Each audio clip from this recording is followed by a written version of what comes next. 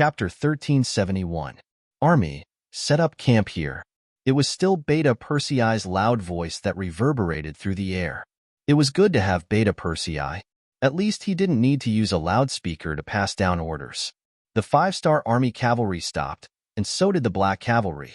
Only Yang Chendong, Beta Persei, Tian Hu, and Ba Dao Jiang rode their horses towards the herdsman's tent that was surrounded. The reason why it was called a tent and not a yurt was because these herdsmen were not of Mongolian descent. They were authentic Russian people with white skin. Among the crowd, other than Yang Chendong, it was the first time the other three had seen authentic Caucasians. They couldn't help but look at them curiously. However, Yang Chendong's expression was calm. He rode to the outermost periphery and looked at the 20 or so young men and asked, "Hello, can you speak Chinese?" Of course, this sentence was spoken in Russian. In his previous life, although Yang Chendong entered the military very early and didn't have the opportunity to further his studies in university, he was very familiar with the languages and cultures of various countries. This was what people meant when they said that reading 10,000 books was not as good as walking 10,000 miles. "Yes, we can speak." One of the young men, who was more than 8 feet tall, looked at Yang Chendong with some vigilance and answered, "Very good." Yang Chendong didn't want to speak in bird language. It would be great if the other party could speak Chinese. He smiled and nodded. "Then I'll have to trouble you to take me to see your patriarch. Don't worry, I have no ill intentions." As he said this, Yang Chendong deliberately spread out his hands to show that he didn't have any weapons. He looked harmless and friendly. In fact, Yang Chendong really didn't have any intention of doing anything to these people. Unless they were hostile forces, otherwise, Yang Chendong would treat everyone he met here as his quasi-citizens. He could become a member of Yangtze at any time. How could he do something that would harm his own strength? Yang Chendong spoke politely, but the young man knew that he had no other choice. Seeing that the other party had over 10,000 cavalrymen, they didn't even need to lift a finger to deal with the 20 of them. All they needed to do was to spit at them. However, they didn't take action immediately. Instead, they wanted to settle the problem peacefully. This was already giving them a lot of face. "Please." Knowing that he had no other choice, the young man nodded in the end. He then turned around and led Yang Chendong back to the tribe's tent. Yang Chendong's party still had 4 people, and they were moving forward at a moderate pace. Although there were only 4 of them, each of them was more powerful than the other. Even if there were 10 times more of them, they would not be afraid. Not to mention that there were only 20 or so saber-wielding youngsters. It was only a tribe of about 100 people. Their territory was not large. After traveling for tens of meters, they arrived at a tent that seemed to be in good condition. Yang Chendong happily dismounted from his horse and looked at the unguarded tent. He asked, "Here?" "Yes." The young man just nodded and didn't make much of an introduction. Then he looked at Yang Chendong with his big eyes. Obviously, he was paying attention to his every move. Hee. Yang Chendong chuckled, thinking in his heart, "Is this a test of my courage? Does he need to get a group of executioners to throw cups as a signal? But I don't think a small tribe like this has such strength." Yang Chendong, who didn't want to be looked down upon, decided to enter the tent to take a look. Beta Persei wanted to rush in first to observe the environment, but he was stopped by him.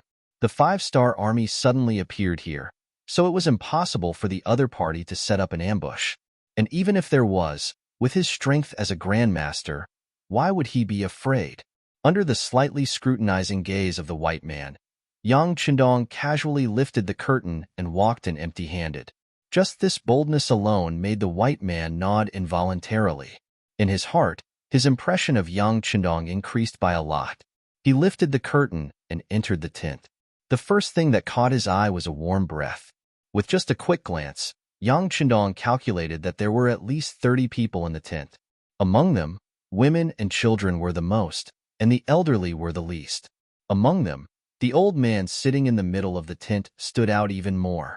Unlike the other people in the tent, when the other people's faces were filled with fear, the old man in the tent was calmly looking at Yang Chendong. Yang Chendong was also looking at the old man. He had a feeling that this old man must have a story. At least, he should have seen a lot of life and death situations. Otherwise, he wouldn't be so calm. Both sides were looking at each other, but no one spoke first. After about 10 breaths of time, Beta Persei finally couldn't help but shout outside the tent, "Young master, are you okay?" "I'm fine. Go get some food and drink and send it in," Yang Chendong said without turning his head. Then he strode towards the old man and said with a smile on his face, "How should I address you, sir?" The old man had never seen such a calm and collected person entering the tent alone in his entire life. Unconsciously, he put away a short knife hidden in his sleeve and forced a smile on his face. "I'm Jurovsky, the chief of these people. How should I address you, sir?" Yang Chendong could indeed be called a distinguished guest. Just the golden robe on his body was not ordinary. It was dazzling. "So it's the chief of a tribe. Sorry for the disrespect. My name is Yang Chendong, and the people on the grassland also call me Tian Khan." Yang Chendong chuckled and strode to the old man's side. Then, he casually sat down cross-legged. The moment the heavenly Khan's name was mentioned, the expressions of everyone in the tent changed. Then, all sorts of fear and dread filled their faces once again.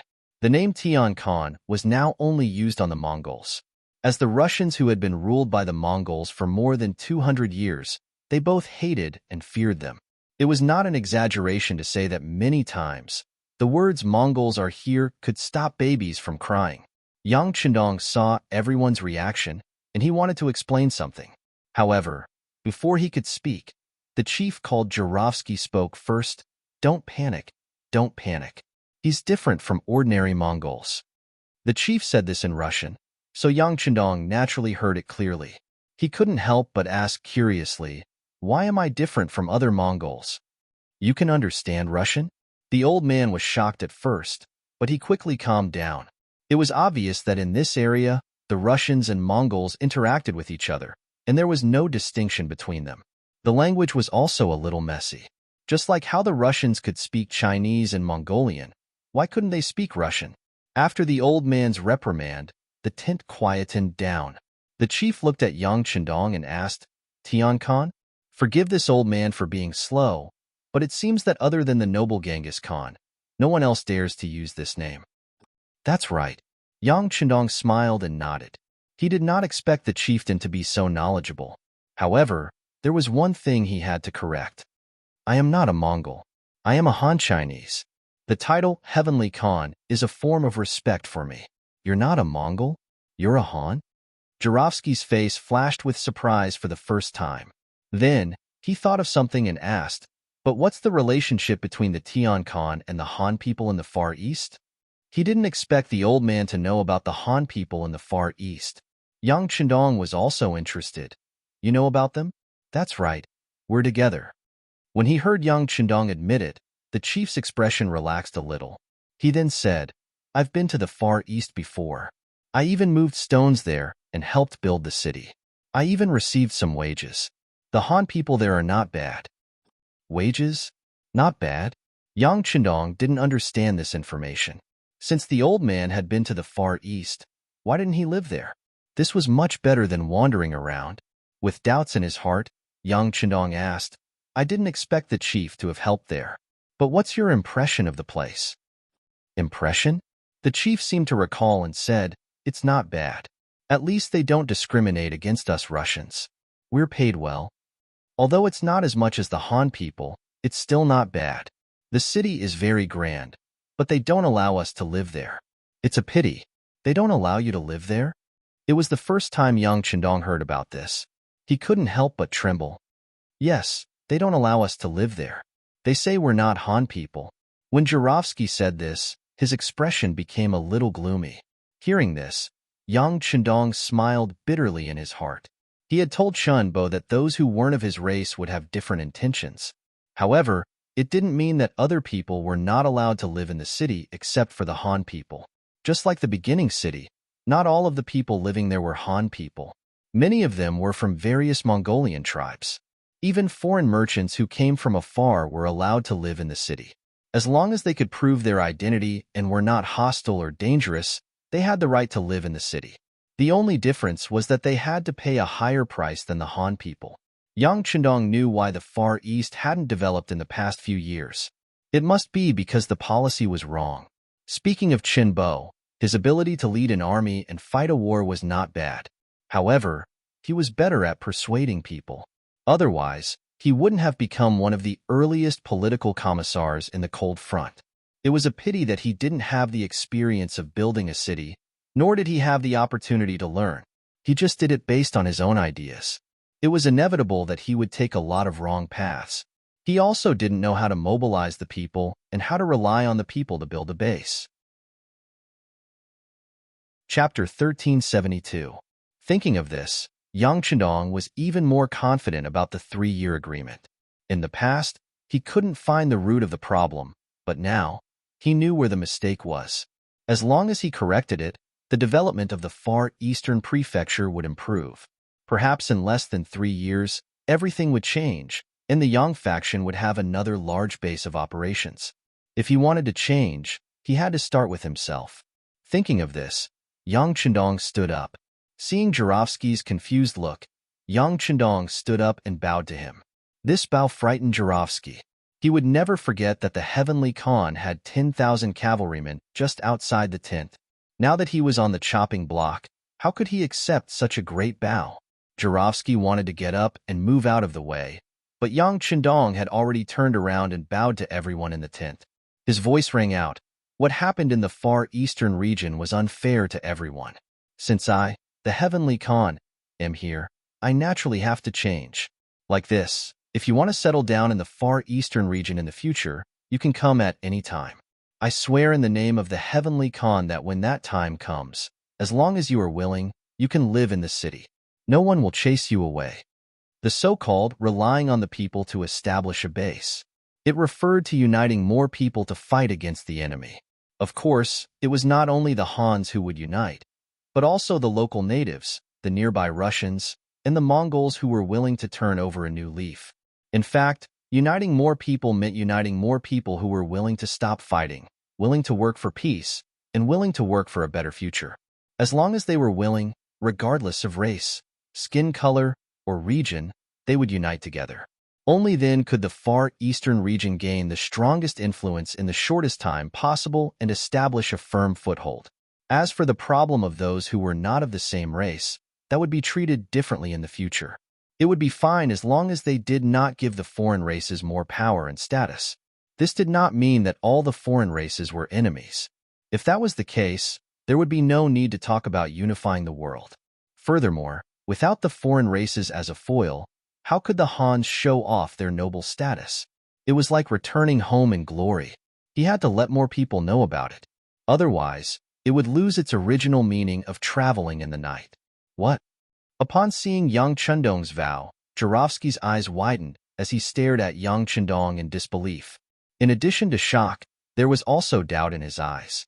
Yang Chendong looked like he was in his 30s, and because his martial realm had reached the Grandmaster realm, he looked even younger. Could such a young man really do what he said? Most importantly, he didn't have the final say. Yang Chendong seemed to have noticed the doubt in the other party's eyes. He chuckled and said, "Yes or no? The chief only needs to go to the Far Eastern Prefecture to take a look." Jerevs nodded. "That's right. Whether it's real or fake, we'll know when the time comes." At this moment, the curtain of the tent opened from the outside, and Beta Persei, Ba Daojiang, and Tian who walked into the tent with a pile of food. As long as the conditions were met, Yang Chendong would never wrong himself. This time, not only did he bring military provisions like compressed biscuits, but he also brought instant noodles, ham sausages, various canned food, and cigarettes. As the three of them entered, all kinds of food were quickly piled up together. These beautifully packaged food were all things that Jurovsky and his people had never seen before. "Come, have a taste." Yang Chendong took a ham sausage with a smile on his face, tore it open, and chewed it in his mouth. There were also some canned food, and after opening it, the aroma overflowed. Soon, the sound of people swallowing their saliva could be heard in the tent. The elderly and women could still restrain themselves as much as possible, but the children couldn't. Originally, because of the heavy snow, they ran out of food a long time ago. They mainly relied on catching some small fish by the river and killing some sheep and horses.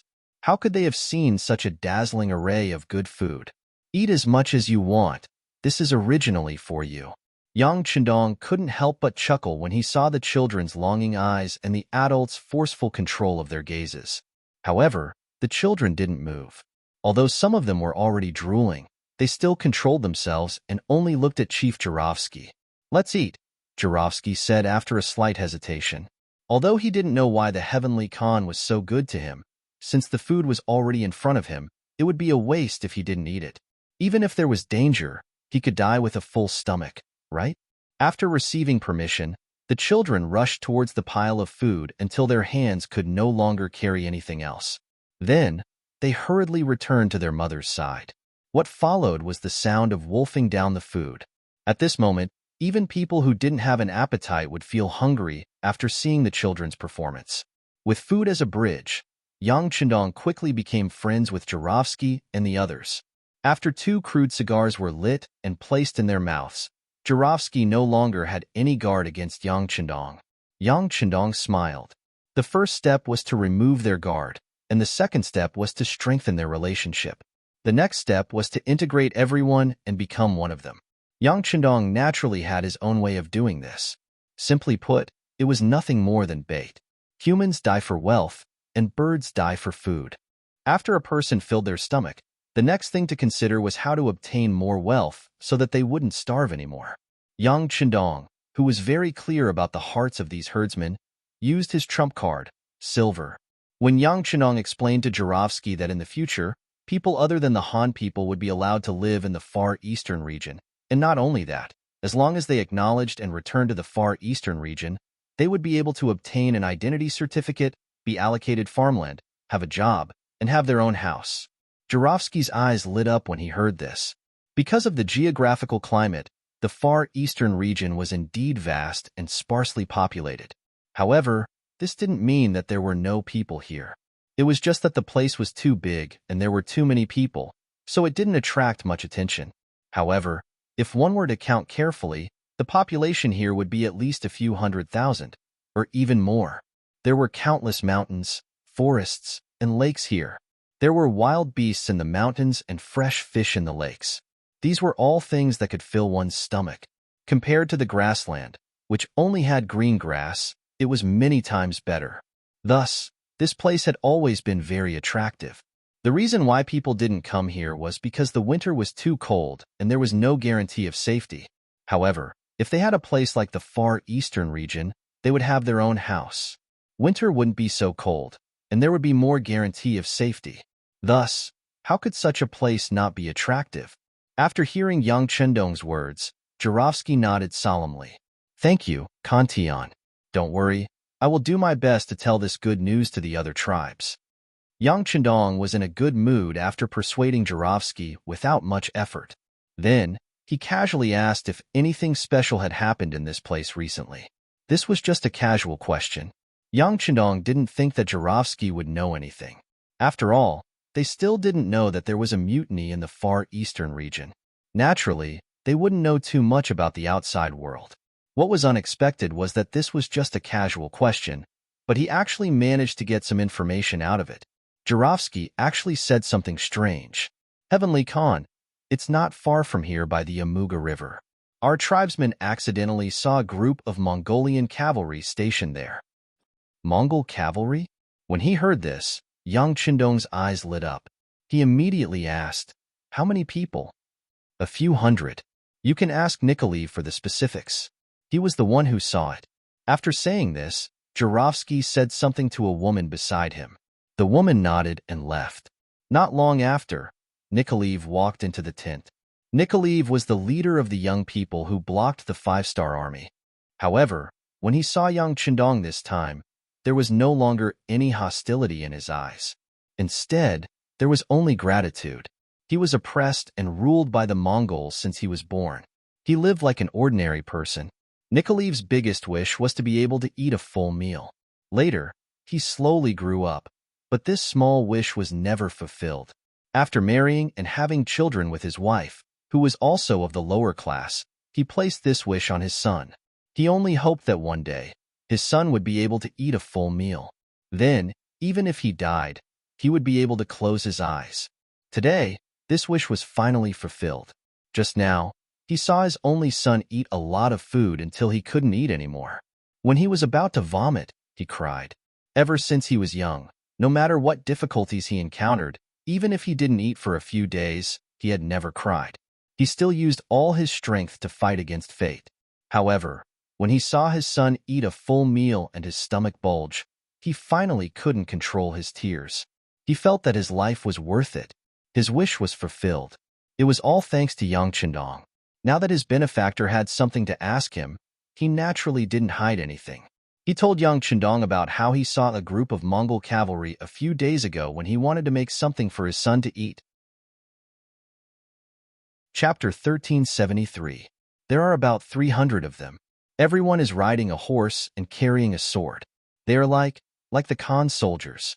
No, they are not as strong as the Khan soldiers. Many of them look like they are emaciated and their clothes are old. As a poor man, Nikolaev was very attentive to details. After his description and Jurovsky's judgment, he finally determined that these people should be the Mongolian cavalry.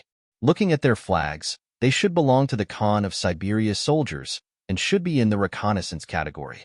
This should be a group of Mongolian cavalry. Their mission was to be in charge of guarding the perimeter while keeping an eye on any suspicious targets. Once confirmed, they would call their friends and surround them. Phew! Yang Chendong let out a sigh of relief. With just this group of Mongolian cavalry, Yang Chendong could at least conclude that Qin Bo and the others were fine. Otherwise, these cavalrymen under the Siberian Khan wouldn't be so careful and set the perimeter so far away. Are you willing to take us to find these Mongolian cavalry? Since he knew the whereabouts of the enemy, Yang Chendong naturally would not let it go so easily.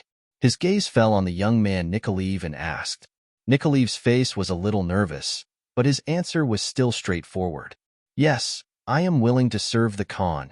He did not understand the five-star army, nor did he understand Yang Chendong. Nikolaev did not know what the consequences would be if he refused. If he angered the Khan, he was afraid that a simple order would be enough to kill all of his people. Good. Come, take out some refined salt and sword for our friends. After Yang Chendong received a satisfactory answer, he laughed and waved his hand. Beta Persei turned around and left. Not long after, he brought the black cavalry to Chief Jurovsky with a few bags of well-packed refined salt and weapons. Refined salt, high-quality refined salt. Jurovsky unceremoniously opened the bag with the dagger in his hand. When he put his finger back into his mouth, he couldn't help but shout excitedly. In ancient times, salt and iron had always been the exclusive property of those in power. It was also one of the items that would not be exported or traded. And in remote places like the Far East, it was impossible to see them.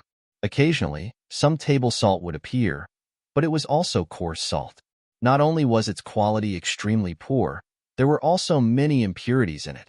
Good quality ones could be exchanged for several horses and sheep in one bag. Even so, it was not easy to get some. They were treated as treasures by the tribes. Yang Chendong had given him 4 bags, and each bag weighed at least 50 pounds. That was more than 200 pounds, and Jurovsky couldn't help but be excited. Jurovsky wasn't the only one who was excited. Nicholas and the others were also very excited. At this time, when they looked at Yang Chendong, there was a hint of trust in their eyes. With just this salt and iron, what was the point of selling their lives to the other party? It had to be said that in such a remote and bitter place, a human's life was the most worthless existence. Sometimes, for a mouthful of food, there would be people who would sell their dignity, strength, and life. Yang Chendong was willing to give out these things. In a sense, Nicholas' life already belonged to him. Without disturbing the celebration of this small tribe, Yang Chendong left the place. While ordering the army to rest, he also called Commander Tian Hu over and told him to prepare to send out a group of cavalry to follow Nicholas to the Amurga River and take down the hundreds of Mongol cavalry.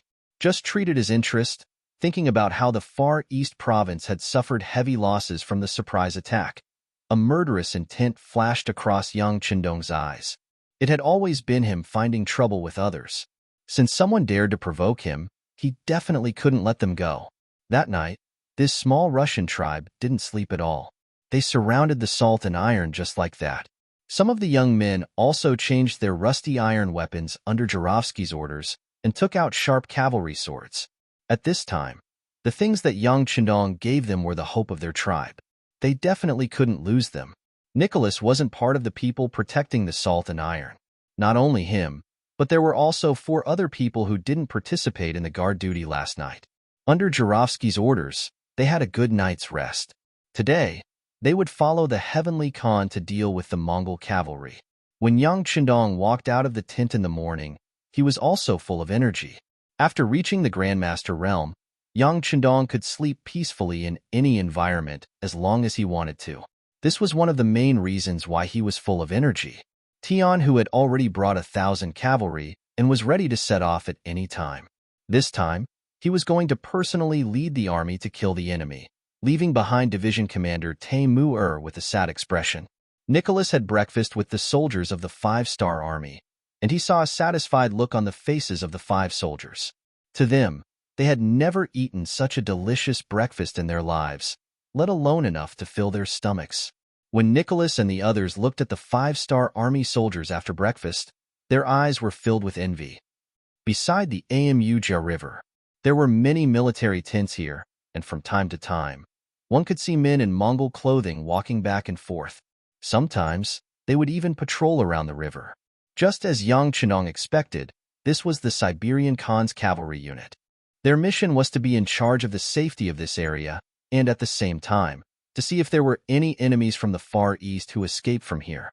However, their gazes were mostly on the inner side, and they did not pay much attention to the south of the Amuja River. In their eyes, the enemy was in the north, not the south. As for whether or not someone would attack them from the south, it was not a problem for them to consider. There were 300 Mongol cavalry here. Although they were not elites, they were not something that anyone could target. For example, if Chieftain Jurovsky's 100-man tribe encountered them, they would probably run as far away as possible. If they wanted to face 300 Mongol cavalry who lived on horses all year round, they would need at least 1,000 cavalry to dare to take the risk. This was where Ahachi's confidence came from. As the general of the 300 cavalrymen, he had never thought that anyone would harm him. All he thought about was how to find the Far East army that had escaped, and then strike at them to gain merit. As such, when young Chandong brought 500 black cavalry units to the south of the Amuja River, Ahiki, who received the news, did not panic. Instead, he calmly walked out of the tent. When his subordinates reported that there was a cavalry unit in black armor outside the tent, Ahiki did not believe it and thought that it was an exaggeration. No matter if it was in Siberia or the Far East, iron was hard to find. If a normal person could get a good weapon, they would be proud of it for a long time. Who would be able to make armor out of iron? That was not a waste, but a luxury. Even the personal guards of Khan Hulihan only had leather armor on their upper bodies, which was already very enviable. With disbelief, Ahiki walked out of the tent. As expected, he saw a sea of black armor, and his eyes were filled with greed. Even though there were 500 cavalry, far more than the 300 he brought with him, there was no fear in his eyes. However, there was no trace of fear in Ahachi's eyes. Perhaps it was because he had not had an opponent for many years, but he was used to treating everyone as prey. Even if there were 500 Black Knight Dragon Guards, he still thought the same. He was already used to treating this area as his own backyard. Ahiki did not think that there was anyone he could not defeat. Even if there were more enemies than him, and their equipment was better than his, it was still the same. War is not about who has better equipment, Ahiki muttered to himself. He then raised his right hand above his head and shouted, "All troops gather."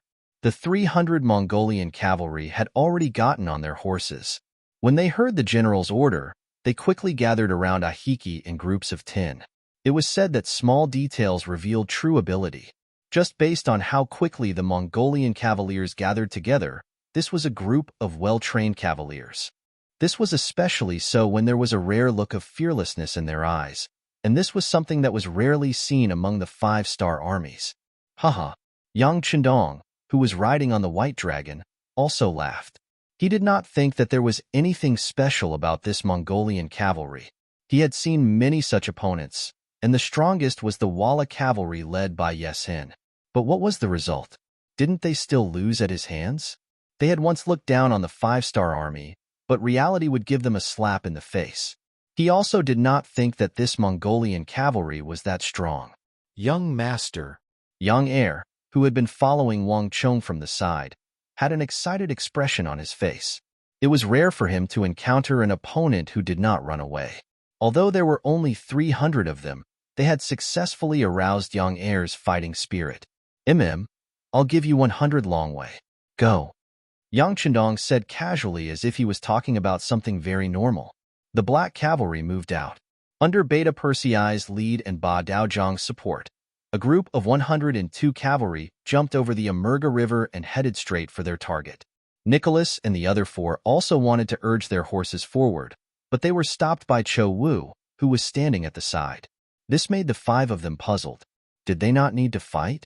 After Yang Chendong took out a large amount of salt and iron to give to his tribe, Nicholas and the other 4 had already sold their lives to the 5-star army. They were even prepared to be members of the 5-star army. This was the rule. After receiving benefits from others, they naturally had to work for them. Chapter 1374. The 5 of them were even prepared to die in battle. However, when Xiu Vi stopped them, the 5 of them realized that the 5-star army was different from other armies. They did not need them to risk their lives. Could it be that they were really helping their tribe for free? The other 4 people were led by Nikoliv. After being stopped, their gazes naturally fell on him. Let's wait and see. Nikoliv, who was also at a loss, could only say this. At the same time, he looked at the battlefield. He could not understand why the 5-star army only sent out 100 cavalry even though they had more people. What was the reason for this? Very quickly, Nikoliv had an answer. Everything that happened on the battlefield told him that there was only one reason why the 5-star army only sent out 100 cavalry. These Mongol cavalry were not worth sending out more cavalry. The black cavalry leaped over the river and the distance between the 2 sides was getting closer and closer. When they were less than 4 li away, a Hachi shouted, 100 cavalry on each side, charge. A Hachi thought that he had seen through the situation and that the enemy had sent out 100 cavalry to test the waters. This was his chance. He only needed to kill these 100 cavalry as quickly as possible and take advantage of the fact that the enemy had not reacted to the situation to kill them. Then, the situation would be settled. When he thought about how the enemy's black armor would increase his army's combat strength by at least 50%, he began to laugh maniacally. It was truly a blessing from the gods that such a good preparation was placed in front of him. There was no reason for him not to accept it. On the battlefield, the 200 Mongol cavalry shouted and made all sorts of noises. They spread out and surrounded the 100 black cavalry. Although there were only 200 of them, because their formation was too spread out, it actually gave off a strong momentum. They either went towards the left wing or the right wing. Some even went towards the middle. The sabers in their hands continuously spun as they prepared to strike. On the other hand, the 100 black cavalry soldiers also spread out. With Beta Persei, Ba Daozhang, Peng Yu, and the others at the tip of the arrows, they formed groups of around a dozen people, and they tore through the air like arrows that left their bows. They headed straight for a Hachi, who was protected by 100 Mongolian cavaliers. It was as if no matter where the wind blew, he would just go all the way. Fire! Fire! A Hachi's face revealed a trace of panic when he saw that the incoming enemy did not care about being surrounded and instead went straight for the root of the problem. Although there were only 100 of them, for some reason, they gave him a great sense of pressure. It was like being stared at by a wild beast on a grassland. With a command, the 100 cavalrymen beside him quickly took out their strong bows, knocked their arrows, and began to shoot. Whoosh, whoosh, whoosh. Arrows pierced through the air unceasingly, their target being the 100 black cavalry soldiers who were charging straight at them. At the same time, a large number of Mongolian cavaliers also surged in from the left and right of the black cavalry. It was not an exaggeration to say that there was an ambush from all sides. At that moment, the black cavalry had already met with dozens of Mongolian cavaliers in front of them. Their black clothes and black armor allowed them to ignore normal arrows. At that moment, they only needed to swing their swords and kill the enemies who were charging at them. Clang, clang, clang. The Black Knight Dragon Guards did not show any signs of slowing down. nor did they make any movements to dodge. They allowed the arrows to hit their bodies, and the sound of metal clashing could be heard. Then, the sabers in their hands clashed with the sabers of the Mongolian cavalry in front of them. Then, an unbelievable scene appeared. The Mongolian cavaliers who were riding on their horses with ferocious expressions were stunned on the spot. It was as if their acupoints had been sealed. They did not move at all and allowed the black cavalry soldiers beside them to jump past them as if they did not know what was going on. This scene shocked Nikolaev, who was watching the battle. This scene shocked Ahachi, who was commanding the battle. This scene shocked the Mongolian cavaliers who were flanking them from the left and right. A scene that should not have happened on the battlefield happened just like that. But everyone knew that swords and sabers had no eyes on the battlefield. Often, the outcome of a battle could be decided in an instant. There was absolutely no room for the slightest bit of absent-mindedness or carelessness, because it often meant that one was already walking together with the god of death. But now, it was not just one Mongolian cavalier, but dozens of Mongolian cavaliers who were standing there. It was as if a spell had been cast on them, and they did not move at all. This scene was so real that it caused everyone who saw it to have a big question in their hearts. They could not help but ask in their hearts, "What is going on? What is going on now?" While most people were still confused, Beta Persei led the black cavalry and did not stop charging forward. They continued to charge forward bravely, and soon, they reached Ahachi's camp and stood in front of the Mongolian general. Kill. Ahachi was also puzzled as to why his cavaliers did not move. However, with the enemy before them, he could not care so much. He clamped his legs on his horse and rode forward with his saber raised. Dang, dang, dang. When the two sides came into contact, they exchanged 3 saber blows in an extremely short period of time. Only the most elite cavaliers could achieve such a speed. Only the veterans who were one with their horses could do it so skillfully. The black cavalry slashed 3 times in a short period of time. Ahachi and the others who were passively defending also blocked 3 saber blows. A huge force traveled down the saber to their arms, causing the arms of the 100 Mongolian cavaliers to tremble uncontrollably. Shock rose in their hearts. Not only was the speed of their opponent's saber extremely fast, the strength was also extraordinary. He was definitely a tough opponent. Before the shock in their hearts could completely disappear, an even more shocking scene appeared. After blocking the 3 slashes, they were shocked to find that the sabers in their hands had actually broken into 2. This sudden scene shocked everyone, causing them to be at a loss for what to do. They were completely shocked, just like the dozens of Mongolian riders earlier. Their minds were blank as they sat on their horses, forgetting everything. How could they have known that the black cavalry dragon guards had already changed their weapons to divine sabers? This was something that Yang Chendong had specially brought out from the military factory in Crimson City. As Yang Xie gained more and more iron ore, his forging skills continued to improve. The quality of the sabers also increased greatly. Every new divine saber lived up to its name. Not only were the sabers thinner and lighter than normal sabers, they were also sharper and had reached a state where they could cut through iron like mud. In just 3 saber blows, they were able to cut the enemy's saber in half. This showed how powerful and tough the saber was. Get down from your horses. Beta Persei and the others, who had succeeded in one strike, reined in their horses. Then, they swung their arms and used the backs of their sabers to smack down on the backs of the Mongolian cavaliers who were still standing on their horses with shocked expressions. Under the powerful force, the Mongolian cavaliers who were unable to defend themselves in time fell down from their horses like dumplings. 100 Mongolian cavaliers, including Ahachi, were all captured at the start of the fight. This sudden scene also shocked the Mongolian cavaliers who were charging over from both sides. In their eyes, Ahachi and the others were captured the moment they came into contact with the black cavalry. How did this trick work? They really could not understand it. It was only when the dozens of Mongolian cavaliers who were fighting against the Black Knights and Dragon Guards on the battlefield suddenly shouted and ran in all directions with their broken sabers in hand that the other Mongolian cavaliers noticed that the weapons in their comrades' hands had been broken into 2 at some point in time. They finally figured out what had happened and why their general had been taken captive in a single encounter. The remaining 100 or so Mongolian cavaliers suddenly changed their direction of charge. They no longer fought against the black cavalry. Instead, they ran in all directions. A group of cavaliers dressed in black armor and equipped with spirit. They could ignore the arrows fired from afar and also had sabers that could cut through iron like mud. This kind of opponent was not someone they could fight against. Since they could not win, they could only run. They had to report this news to the Khan. Not good, they want to run. Nikolaev instinctively shouted and immediately rode out.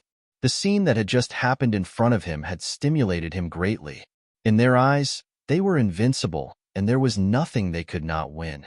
Wherever they appeared, it was as if a gust of wind had swept through and not a single blade of grass grew. Once any of the Russian tribes met them, they would usually run away before the battle even started. Yet, it was precisely such a powerful existence that was unable to withstand a single blow from the Black Knight Dragon Guards. In just a single exchange, the Black Knight Dragon Guards were defeated. This was simply too unbelievable and unbelievable. After the shock, Nikolaev's eyes were filled with killing intent. The Mongolian cavaliers were defeated. Was this not the time for him to collect the blood debt? He thought about how his tribe originally had more than 1,000 people, but after being attacked by the Mongolian cavaliers time and time again, there were only a few hundred people left. How great was this hatred? Even in his dreams, he wanted to take revenge. He could only hate the fact that his strength was limited. Now that the opportunity had finally appeared, how could he let go of this chance to beat the dog in the water? Nikolaev wanted to chase after the enemy, and the 4 companions beside him did the same. However, before they could truly run out, arrows tore through the air and landed on the Mongolian cavalrymen who were trying to escape one after another or on their war horses. Tian, who appeared with 1,000 cavaliers. They had been lying in ambush for a long time in order to surround the enemy and not give anyone a chance to escape. Chapter 1375. Tian, who was very confident in the Black Cavalry, had been waiting for the moment when they would be defeated and run away. When the opportunity came, he gave the order and the 1,000 cavalrymen under him raised their bows and shot. One after another, the Mongolian cavalrymen fell from their horses and fell to the ground. They fell so hard that they saw stars and lost their sense of direction. Rows of cavalry moved out in an orderly formation from all directions, forming a huge circle that surrounded the 300 Mongolian cavalrymen. It also made some of the Mongolian cavalrymen who had just climbed up from the ground and wanted to escape despair. Capture them all. Kill those who resist. After Tian, who was wearing a purple cape, gave the order, the elite cavalrymen under him quickly went forward and restrained the Mongolian cavalrymen who fell to the ground one after another.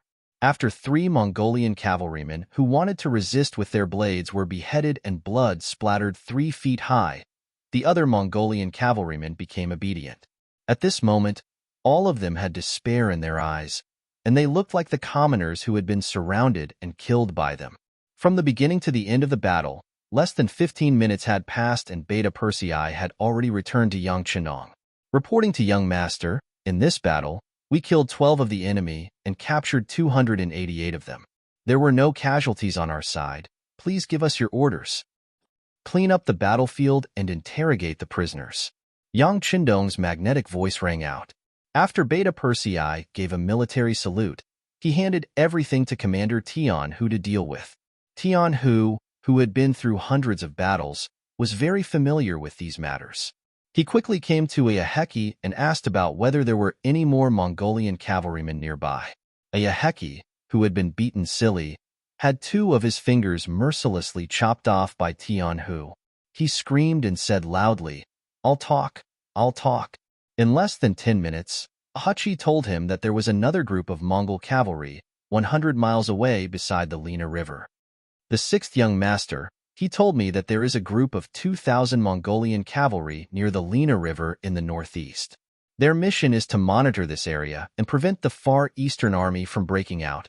Tian Hu reported as he walked in front of Yang Qindong. 2,000 cavalrymen? Yang Qindong sneered. Let's go and devour them. Anyone who dared to challenge the 5-star army was an enemy. Yang Qindong would never show mercy to his enemies. not to mention an army of foreign races. Although there were only 1,500 of them, none of them showed fear when Yang Chendong gave the order. From their point of view, it was as if their 1,500 men encircling and eating the 2,000 Mongol cavalry was a matter of course. It was so normal and normal. He left behind a small group of 50 men to watch over Ahachi and the other 2 captives. In the blink of an eye, Yang Chendong brought the main force and disappeared from the Amuga River. Lena River. The river was flowing from a high point to a low point. Beside this 30 feet wide river, a number of tents had been set up. Many Mongolian soldiers patrolled with their sabers in hand. Piles of firewood were piled up here, and many fully dressed sheep were placed on the piles of firewood. What a lively scene. The sky was about to turn dark, and bonfires were lit. From the tents at the side, many white-skinned women in tattered clothes walked out. Under the illumination of the fire, everyone's face revealed a terrified expression. These women were all captives of the Mongolian cavalrymen, and they were all women from the nearby Russian tribes. Over the past few days, the Mongol cavalry had appeared like locusts and invaded their homes. They killed all the men in their tribe and captured them. Some of them had lost their fathers, some had lost their husbands, and some had lost their children. Their experiences had caused some of them to feel numb. If not for the fact that they did not have the courage to die, they would have followed in the footsteps of their families. However, although they did not die, they only had a body. Without a soul, without hope, they were just walking corpses. Bring them out and let them dance. If they dance well, they will have food to eat. Ha ha ha. A middle-aged man dressed in Mongolian armor laughed out loud. He was the general of the 2,000 Mongolian soldiers, Nanlidi. Ever since he had followed Hulihan from Siberia to the Far East region, he had been living a blissful life every day. In the day, he would lead the cavalrymen to sweep and kill, and at night, he would enjoy the fruits of his labor. Under his small eyes, his gaze carefully swept across the white women. He had already chosen 2 targets who would serve him to sleep tonight. Compared to the life in the Far East region, it was much better than the barren Siberia. There was good wine, beauties, and a Han Chinese army that could be taken as prey at any time. Compared to the Siberia region that they had swept through countless times, this place was simply too rich. Of course, what Nanlidi enjoyed was still a far cry from what Khan Hurihan and General Akmu enjoyed. The other party had taken over the Far Eastern region's capital, Al City. There were hundreds of thousands of people from various races there, and the wealth and beauties were uncountable. Although he was envious in his heart, Nanlidi could only sigh. He knew that his experience was still shallow, and some good things would not be his turn. However, it was not that he did not have any hope. For example, if he could find the hiding place of the Far Eastern Army, it would be a great achievement. It was said that the Far East Army's provisions were hidden in a very secretive place, and only the governor knew where it was. Once he found this person, the merit he would receive would be enough to qualify him to go to All City. At that time, his treatment would undergo an earth-shattering change. Tomorrow we will send people to search nearby and expand the search area. However, for now, of course we have to enjoy it. Haha, come on, let them dance. Nanlidi, who was full of expectations for tomorrow, seemed to be filled with yearning and hope. His entire mood seemed to have become even more excited at this moment. The general gave the order, and the women who were chased out of the house were thrown into the inner circle, and under the light of the bonfire, they started to dance the Russian folk dance.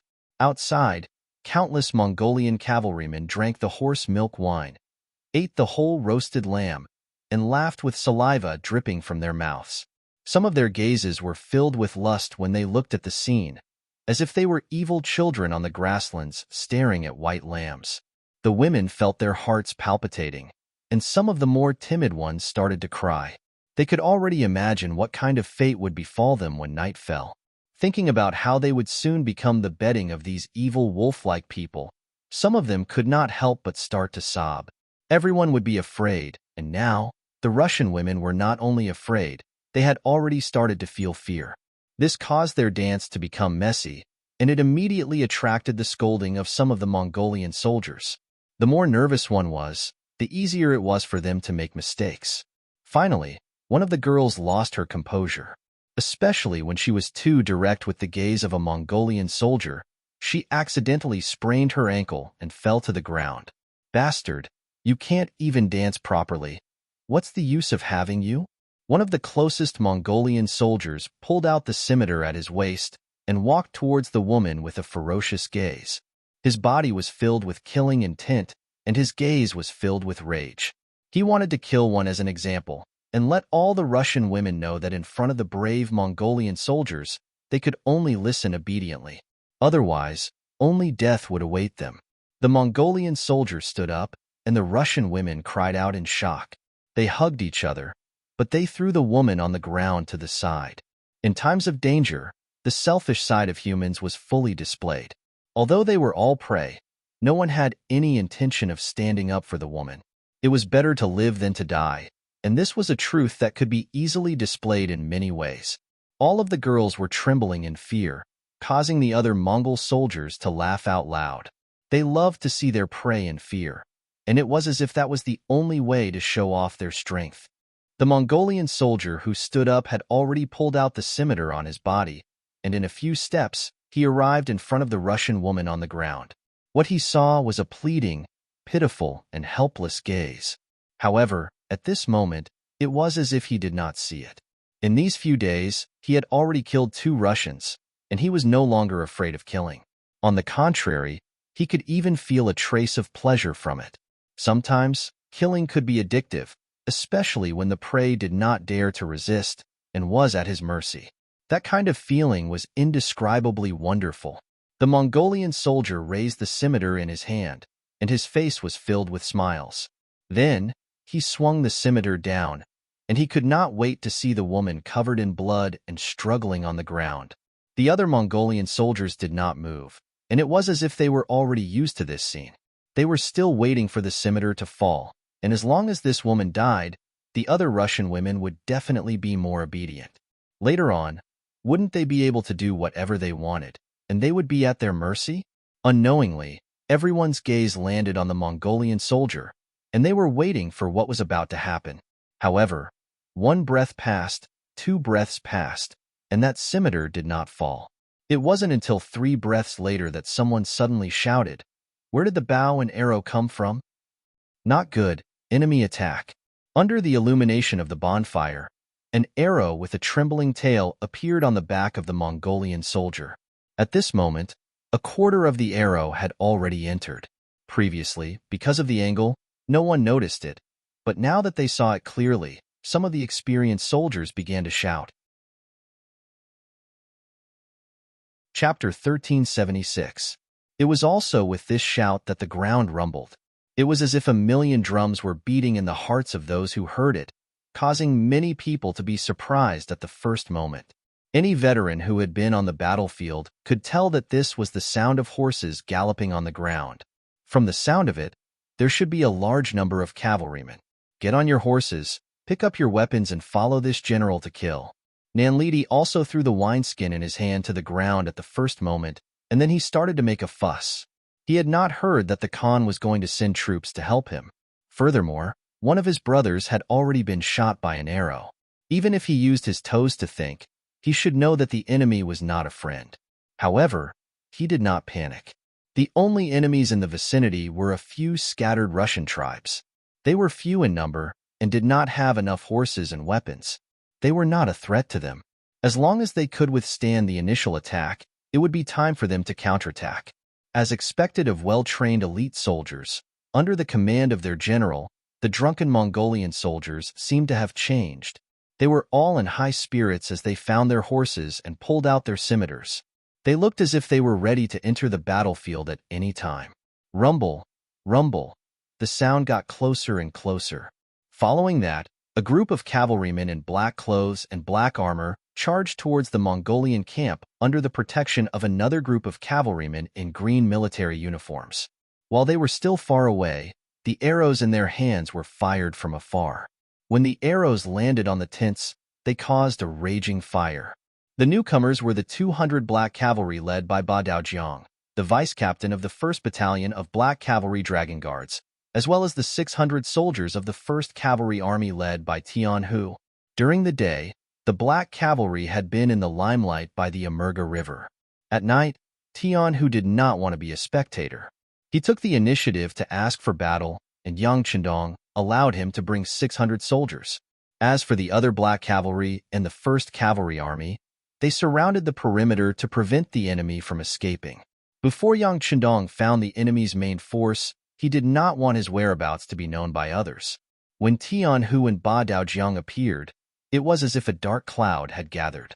With the best weapons, the strongest horses, and the strongest physique, the 5-star army charged into the Mongolian camp as soon as they appeared, showing their tyrannical and domineering side. Without any time to prepare, there was no way to counterattack. The 5-star army arrived in front of them. The lit tents and the bonfires on the ground became the guiding lights, illuminating the surroundings and giving the 5-star army directions, allowing them to kill in all directions. One after another, the Mongolian soldiers who had yet to find their horses were hacked to the ground.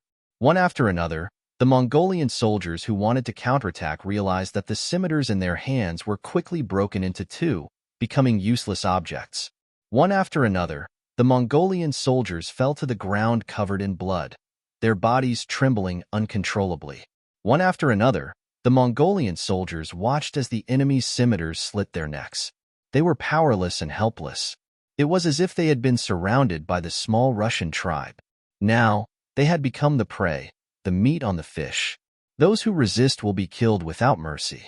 Those who surrender, throw down your weapons and kneel on the ground, and you will live. Tian, who held his scimitars, and in a short period of time, he had already cut down 3 Mongolian soldiers. He was filled with killing intent as he watched the Mongolian soldiers in front of him dwindle. Those who surrender will live. Those who resist will die. More and more 5-star army soldiers began to roar. Their voices were transmitted into the ears of the Mongolian soldiers. Some of the Mongolian soldiers who had been frightened pale by the scene in front of them finally put down their weapons. This was simply an unequal battle. One side came prepared, while the other side came unprepared. One side was preparing their troops, while the other side was immersed in wine and women. One side was filled with killing intent, while the other side was filled with fear. One side was like a hot knife through butter, while the other side was defeated like a mountain. Under such a situation, if they continued to resist, they would only die. Just like those Russian girls who knew that it was hard to live, but did not want to die, these Mongolian soldiers were the same. After knowing that they could live if they surrendered, they did not hesitate to choose the latter. With a large number of Mongolian soldiers kneeling and surrendering, the situation on the battlefield became clearer. In less than an hour, the entire battle had ended. Ba Daojiang and Tian, who began to clean up the battlefield. The Russian girls who had been captured stood together, the Mongolian soldiers who had surrendered squatted together, and the corpses of the Mongolian soldiers who had been killed were carried together. Under the illumination of the flames, the Russian girls looked at their surroundings in panic. To them, the Mongolian soldiers had been defeated, but it did not mean that they were free. No one knew who these Mongolian soldiers were and whether they had any other intentions. If one were to use a phrase to describe their mentality, it would be that they had just escaped from the wolf's den and entered the tiger's den. Rumble, rumble, rumble. The earth trembled once again, causing the Russian girls, who were already worried about their future, to have a drastic change in expression. Could it be that another cavalry was coming? If that was the case, would they be able to survive the battle? On the other hand, the Mongolian soldiers who had dropped their weapons on the ground were pleasantly surprised. More Mongolian soldiers? Could it be their own people? If that was the case, wouldn't they have a chance to retaliate? Some of the smarter ones could not help but raise their heads and look around. Pucci, with a slash of the saber, a head that was still moving around quickly flew into the air.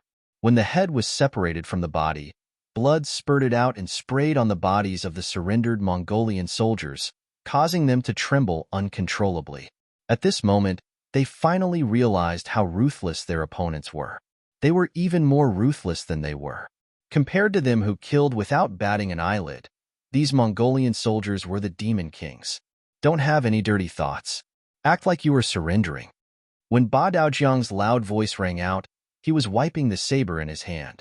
With such an example, the rest of the Mongol soldiers quickly became obedient. Now, even if the battle cries outside shook the heavens, they did not have the courage to raise their heads. After a series of rumbling sounds, another group of Mongolian soldiers entered the battlefield. Yang Qindong, who was dressed in a golden battle robe, entered the battlefield under the protection of the Black Cavalry and the soldiers of the First Army. Behind them, hundreds of men dressed as Mongolian soldiers were hugging their heads as they walked. Among them was the general of this group of Mongolian soldiers, Nanlidi. When the battle started, the situation was one-sided. When Nanlidi saw that the enemy was not friendly and that they were strong, the first thing he did was not to lead his soldiers to retaliate. Instead, he led the hundreds of elites to escape.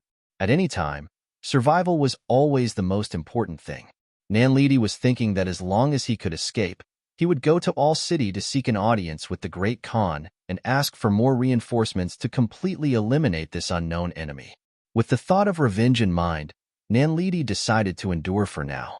However, not long after he left the tent, he met young Qindong who had been waiting for him.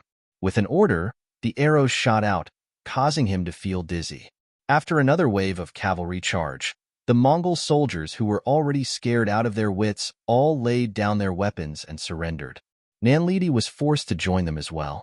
However, even at this time, Nanlidi still had a sliver of hope in his heart. He thought that this unknown enemy should not recognize him. As long as he did not make a sound and did not reveal his identity, there was a chance that the other soldiers would mix together and find an opportunity to retaliate. Nanlidi, who always had his own thoughts, quickly found that his hopes were dashed once again. This was all because he saw someone. A centurion under his command, a Heki, was holding a torch and identifying the captives. In a short period of time, a number of centurions had been identified. This scene caused Nanlidi to lower his head involuntarily. Unfortunately, a Heki quickly appeared in front of him and ordered him to raise his head. Nanlidi had no choice but to raise his head with a ferocious gaze. He wanted to warn a Heki not to spout nonsense, but just as he raised his head, a palm landed on his face. At this time, General Nantai still wants to threaten me? Needless to say, this slap was from a Heki. He was using the power of the 5-star army to vent his anger. If it was not for this person pushing him aside, he would not have led his troops to guard the perimeter and would not have been captured by the 5-star army so quickly. Of course, he was also using this opportunity to express his loyalty to the 5-star army. After witnessing the strength of the 5-star army, he had already given up on resisting. In his eyes, the most important thing was to survive. Nanlidi, who was slapped, was furious. As a Mongolian warrior, he cared a lot about his face. As the saying goes, when you hit someone, don't hit their face. Now that his face had been slapped, he only wanted to fight to the death with a Heki. However, he had only taken a step forward when he was met with a flurry of punches and kicks from the 2 5-star army soldiers standing beside a Heki. After who knew how many kicks, Nanlidi finally became obedient.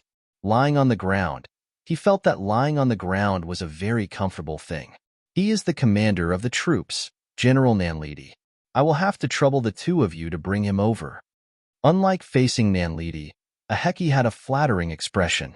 Under the drag of the 2 5-star army soldiers, Nanlidi was thrown in front of Yang Qindong, who was already sitting under the golden blade. Just as he was about to lie on the ground and play dead, a clear voice entered his ears. If you don't want to die, kneel properly. Chapter 1377.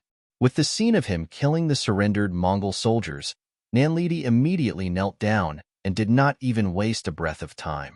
The soft feared the hard feared the rash, and the rash feared those who did not care about their lives. The facts proved that the ancients did not lie.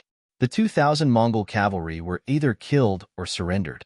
After the matter was tallied, not a single one of them managed to escape. This was because Nanlidi was too careless and did not even send out a single scout. Maybe he thought that he was the king in this world, and no one dared to offend him. None of the 2,000 Mongol cavalry managed to escape, and none of the Russian girls managed to escape. The tallied result was that there were close to 400 of them. Among them, there were many women who were close to 50 years old. From this, one could see that the Mongol cavalry were a bunch of country bumpkins who wanted anyone, Along with Yang Qindong's arrival, these Russian girls were naturally released and Nikolaev personally talked to them. Based on Yang Qindong's instructions, if they could find their own tribe, they would be given food and allowed to leave. They would also take the chance to spread the news of the five-star army's arrival and some policies that would benefit the people. On the other hand, if they had no home to return to, they could follow the five-star army to All City, which was where the far eastern province was. When they reached there, whether they remarried or started their own tribe, as long as they were willing to work hard for the five-star army, they would not starve to death. On the contrary, those who worked hard would change and live a better life. At this moment, Nikolaev was filled with absolute respect for Yang Qindong. He personally saw 1,500 five-star army soldiers deal with 2,000 Mongol cavalry like they were chopping vegetables. At this moment, he already had the thought of joining the five-star army. He placed a lot of importance on the mission that Yang Qindong gave him and wanted to complete it well. They did not rest for the entire night, and Nikolai brought his 4 brothers to talk to almost all the Russian women. After confirming that more than 30 of them could find their own tribe, they gave them food and allowed them to leave. There were still around 350 Russian women left in the camp, and they would be sent along with the 2,000 Mongol cavalrymen who were captured and sent to the city of Arr. The only difference was that these women were considered good citizens, while these Mongol captives had to do manual labor. In the future, they would have to repair the city walls and roads. The next morning, Yang Qindong first listened to Nicholas' report. After knowing that Nicholas had completed the task well, he gave him some encouragement. Then, he saw Nanlidi, who had become very obedient after being tortured for a night. Bugnam of Gojozian, this sinner is willing to take my place. Please don't kill me, don't kill me. A night of torture made Nanlidi understand what was worse than death. At this moment, he did not dare to think about what happened last night. He only wanted to live, even if he had to sacrifice his dignity. Very good. Then immediately follow your agreement and report the appearance of the five-star army's reinforcements at the Embark River. Remember, no matter what method you use, as long as you can lure the main force of your cavalry over, it will be a great achievement. Otherwise, if you can't complete this task, you can prepare to die. No, it will be worse than death. Yang Qindong didn't look at Nanlidi. He didn't have a good impression of such a spineless general. If it wasn't for the fact that he still needed this person, he would have already ordered people to drag him out and behead him. Yang Qindong gave him a chance, and Nanlidi readily agreed. He knew that whether he lived or died, or lived a life worse than death, would depend on the completion of this task. How could he dare to be careless? After he left the tent, he took the initiative to look for Aheki. The five-star army would not allow him to leave. Some things could only be done by someone trusted by the Khan. Yang Qindong did not care about what Nanlidi was going to do. He brought the army and retreated towards the Embark River. When he came, he had already observed that the terrain was very suitable for a large army to fight. He had to set up a trap in advance and wait for the enemy to take the bait. Archung, the place where the capital of the eastern state was located. At this moment, the largest mansion had already become the residence of Abelia Khan Hurahan. It had been more than 3 months since they occupied Archung. This was also the most comfortable winter that Hurahan had ever experienced. In the past, when he was in the Abelia region, when winter came, it would feel like a year. Everywhere was white snow. In some places where there was no wind, the snow was almost 10 feet deep. Even if the cavalry fell into the snow, they would quickly disappear without a trace. In such an environment, no work could be done. Everyone could only stay in their yurts to hide. This was also known as the winter cat. Even if Hurahan was the Khan, it was the same. The only difference was that the yurt he stayed in was bigger. However, this year's winter was completely different. In the far eastern state, although the snow was still falling and the weather was still cold, there were wide streets and hundreds of thousands of people of various races. There were also many goods and food that could not be found in the Abradia region. This place was like a big treasure trove. Hurahan and his soldiers were dazzled. Then came a round of looting. Whether it was food, goods, houses, money, or women, they all became the targets of their looting. In order to prevent the people in the city from escaping, Hurahan had also ordered the 4 cities to be sealed off. Without his permission, no one was allowed to leave this place. This made Dal City seem like a large sheep pen, where hundreds of thousands of people were kept as their prey. Hurahan, who had never been so rich, could finally eat his fill. He could wear clean and warm cotton-padded clothes. Every night, when he slept, a different woman would warm his bed. Those days were so beautiful that he would not want to change them even if he was given a fairy's body. After 3 months of such drunken stupor, Hurahan had put on a lot of weight. Not only him, but the cavalry under his command had also become much stronger. After getting used to living a good life, he was afraid that he would go back and live a poor life. So, he was troubled. Where was the food in the eastern state? This became a sore point for Hurahan. According to Tang Shang, who had surrendered, there was a batch of relief food in the far eastern region. It was to prevent natural disasters from happening. There were about 1 million don of food. If it was only for the 30,000 cavalrymen, it could last them for 10 to 20 years. If they could find this food, wouldn't it mean that they would not have to worry about food for the next 20 years? When he heard this news, one could imagine how excited Hurahan was. But the only fly in the ointment was that other than Governor Chinbo, no one knew where the food was hidden. Hurahan did not believe it and ordered his general, Akmu, to lead his men to search all over the city. Some places were even dug up, but they did not find anything. Seeing that the food in the city was getting lesser and lesser, and if this went on, they would have to rob the people of their food. Hurahan began to panic and had no choice but to increase the search for Chanbo. But Chunbo seemed to have disappeared into thin air. Not only that, but the other 3 division commanders of the Far Eastern Army had also disappeared. Hurahan did not believe that Chinbo would leave just like that. According to Tang Shang, he had injured the governor back then, so he would not be able to escape far with his injuries. Moreover, the eastern state was the result of years of hard work by the governor. He would not give up so easily. Find him. If he is alive, I want to see his corpse. Hurahan called General Akmu, the surrendered general, Tang Shang, and the Russian merchant, Belinsky, who had provided him with important information. In front of them, he slammed his fist on the table and said sternly, "General Tang, has there been any news from the other spies you arranged in the Far Eastern Army?" The furious Hurahan first looked at Tang Shang and asked, "No." Tang Shang shook his head. He didn't understand why none of the spies in the army had sent him any news. Could it be that they had been found? That was impossible. How long had it been? Tang Shang was puzzled. But Supreme General Akmu didn't care that much. Seeing that the Great Khan was angry and that he wanted to see the corpse, he naturally agreed. He also said that he would immediately send out more scouts and expand the search area to find the remnants of the Far Eastern province. As a surrendered general, Tang Shang, who had nowhere else to go, also said that he would fully cooperate with General Akmu and search for Chanbo's possible hiding places to prevent any loopholes. Both of the generals had expressed their stance, which made Hurahan reveal a satisfied expression. Then, his gaze fell on the merchant, Belinsky, wanting to see what he had to say. The real reason why Hurahan was able to conquer the Far Eastern state was because of this Belinsky. Belinsky grew up in a white family. Because of his parents' low status, he had never eaten a proper meal before he grew up. At that time, he had vowed that he would change everything through his own efforts. In the future, his children would not have to worry about food anymore. It was said that the children of the poor were able to take charge of the family at an early age. After Belinsky had his ambition, he worked hard for it. Coupled with his talent, he slowly became a true merchant. In order to obtain more benefits, he traveled extensively and was not afraid of danger. One time, he accidentally came to the Far Eastern Prefecture and saw a huge city standing there. At that time, regardless of whether it was Siberia or the Far Eastern region, they were all undeveloped and deserted.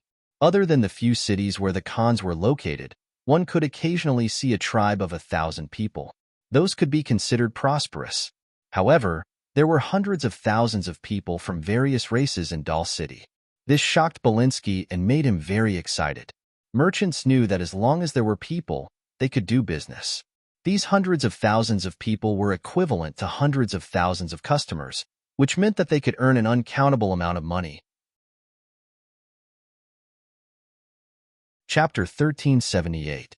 In his excitement, Belinsky used his business methods to understand the situation in the city, as well as the prices of the various items in the city. As his understanding of the city deepened, he was also deeply shocked by the dazzling array of goods in the city. For example, glass products, perfume, silk, tea leaves, and so on were all used here. Once these things were sold elsewhere, the benefits would be unimaginable. In his excitement, Belinsky took out all of his savings to purchase goods in all city. Gradually, he established a relationship with Tang Sheng. Under his intentional roping, the two of them quickly became friends, and he was also able to learn some secrets that no one else knew. For example, if a Han merchant were to purchase goods from Arching, the cost would be reduced by a lot, and they would receive a lot of preferential treatment. For example, Tang Sheng actually had Mongolian blood in him, and his tribe was in the Abelia region, etc. Belinsky had always been an ambitious businessman. After learning about the situation, he had other ideas.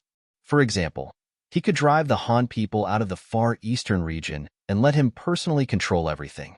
That way, his strength would increase by hundreds or even thousands of times in the shortest amount of time. At that time, he would no longer need to run around doing business. At that time, his descendants would no longer have to worry about not having enough to eat. After the ambitious Belinsky left the Far Eastern region, he came to the Siberia region to look for Khan Hurahan. If he wanted to achieve his goal, he needed a powerful partner, and Hurahan was that person in his heart. Hurahan, who was also ambitious, quickly got together with Belinsky. Then, they took control of Tang Sheng's tribe and used him as a spy to launch a surprise attack. Without any preparation, Qin Bo was injured and fled, and the Far Eastern region changed hands. In fact, Hurahan was able to live a good life now because of the information and help provided by Belinsky. Therefore, in his heart, he still valued this merchant very much. Now, he looked at him and wanted to hear if he had any good opinions. This did not disappoint Hurahan. From the perspective of a merchant, Belinsky made a suggestion. Open the city gates and let the commoners out. At the same time, offer a large reward for information on Qin Bo's whereabouts. No matter who it was, what tribe they were from, or what status they had in the past, as long as they could provide information on Qin Bo's whereabouts, they would be rewarded with 50,000 taels of silver. If you can capture him alive and deliver him to me, you will be rewarded with 100,000 taels of silver. Whether it was 50,000 or 100,000, it was not a small number. If they hadn't conquered Arching, even if they sold Hurahan, they wouldn't have been able to gather so much money. But now, he had already occupied the Far Eastern state. He had plundered a lot of good things here, but he didn't have time to take away the silver. These mere tens of thousands of silver taels were nothing in his eyes. Great Khan, everyone has a greedy heart. As long as we offer a large enough reward, no one will not be tempted. Once the news spreads, we don't have to worry about Qin Bo not showing up, Belinsky said confidently. This came from his understanding of human nature. In this world, no one didn't like money. All they had to do was provide information, and they could get 50,000 taels of silver. They wouldn't be able to finish eating and drinking for the rest of their lives. Who wouldn't be tempted? The so-called loyalty was only because the bargaining chip for betrayal wasn't enough. Now that Belinsky had raised this bargaining chip and was satisfied, anyone with a weak will would know what decision to make. Good, very good. Hu Lihan was overjoyed when he heard that. He just wanted to find Qin Bo and use him to find the million dan of grain. He didn't care about the process. A huge net was set up to find Qin Bo. At this time, Qin Bo didn't know that someone had put a bounty on his head. He didn't even know that Yang Qindong had led the army into the Far East. At this time, he was suffering from a fever in a forest 50 miles east of Arching, enduring a life-and-death crisis. It's still not working. He's still burning, the captain of the guards, Xia Qian, said worriedly after removing his hand from Qin Bo's forehead. If it doesn't work, then boil some water. The commander of the 2nd Cavalry Division, Kong He, clenched and unclenched his right fist. He seemed to have made a decision. Tang Sheng's sudden attack had caught Qin Bo off guard. He had been stabbed while running away. Fortunately, the Far Eastern Army had a complete set of traditional Chinese medicine, so a knife wound wasn't fatal. However, Qin Bo hadn't had a good rest. His wound had become infected while he was running, causing him to have a high fever. Although the wound was no longer inflamed, if the fever didn't subside, his life would still be in danger. Scalding one's feet with hot water was a good way to get rid of the fever. Everyone who studied under Yang Shui knew this. However, the problem was that they were in a state of hibernation. They couldn't boil water and smoke to attract attention. If Qinbo woke up, he would never allow such a thing to happen. However, this was a matter of life and death. When Qinbo wasn't awake, Commander Kong he took his position and gave this order. Okay, let's be careful. The captain of the guards, Xia Qian, nodded and ordered someone to make the arrangements. He himself didn't leave Qinbo's side at all times. He even had a short knife with him. Following Tang Shang's rebellion, it was hard for Xia Qian to trust anyone. Speaking of which, it was precisely because of Tang Shang's rebellion that Qinbo became vigilant. He firmly grasped the military power in his hands and gave the order when he was running away. Without his military order and tiger tally, even the three commanders couldn't mobilize the soldiers of the Far Eastern Army. As a result, the counterattack couldn't be carried out and the three divisions could only find a place to hide. If he wanted to turn the situation around, the first thing he had to do was to wake Qinbo up. In order to achieve this goal, Xia Qian didn't care whether he would be discovered or not. Since no matter what he did, it would be contradictory. He would just choose the lesser of two evils. They naturally didn't lack firewood in the mountains. The only problem was that once they did this, smoke would inevitably be produced. This was a dangerous thing that could easily expose their location. As a result, even though the guards were extremely careful, there was still smoke coming out of the forest. It was spotted by the Mongolian scouts who were searching nearby. However, due to the distance, he couldn't immediately go forward to investigate.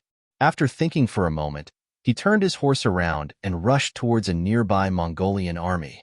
Just as this Mongolian scout was about to leave, there was another cavalry scout about 8 li away who also saw this scene and left.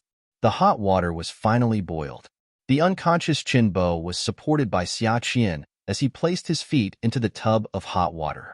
With a cry, Qinbo woke up from the hot water and slowly fainted again. Fortunately, after soaking in the hot water, his body began to sweat. After 2 hours, his body temperature began to drop and Qinbo woke up again. With the fever temporarily gone, Qinbo's spirit seemed to be much better. With Xia Qian's support, he forced himself to sit up. He first looked at the tub that was still warm and frowned. You guys started a fire? Yes, it was my order.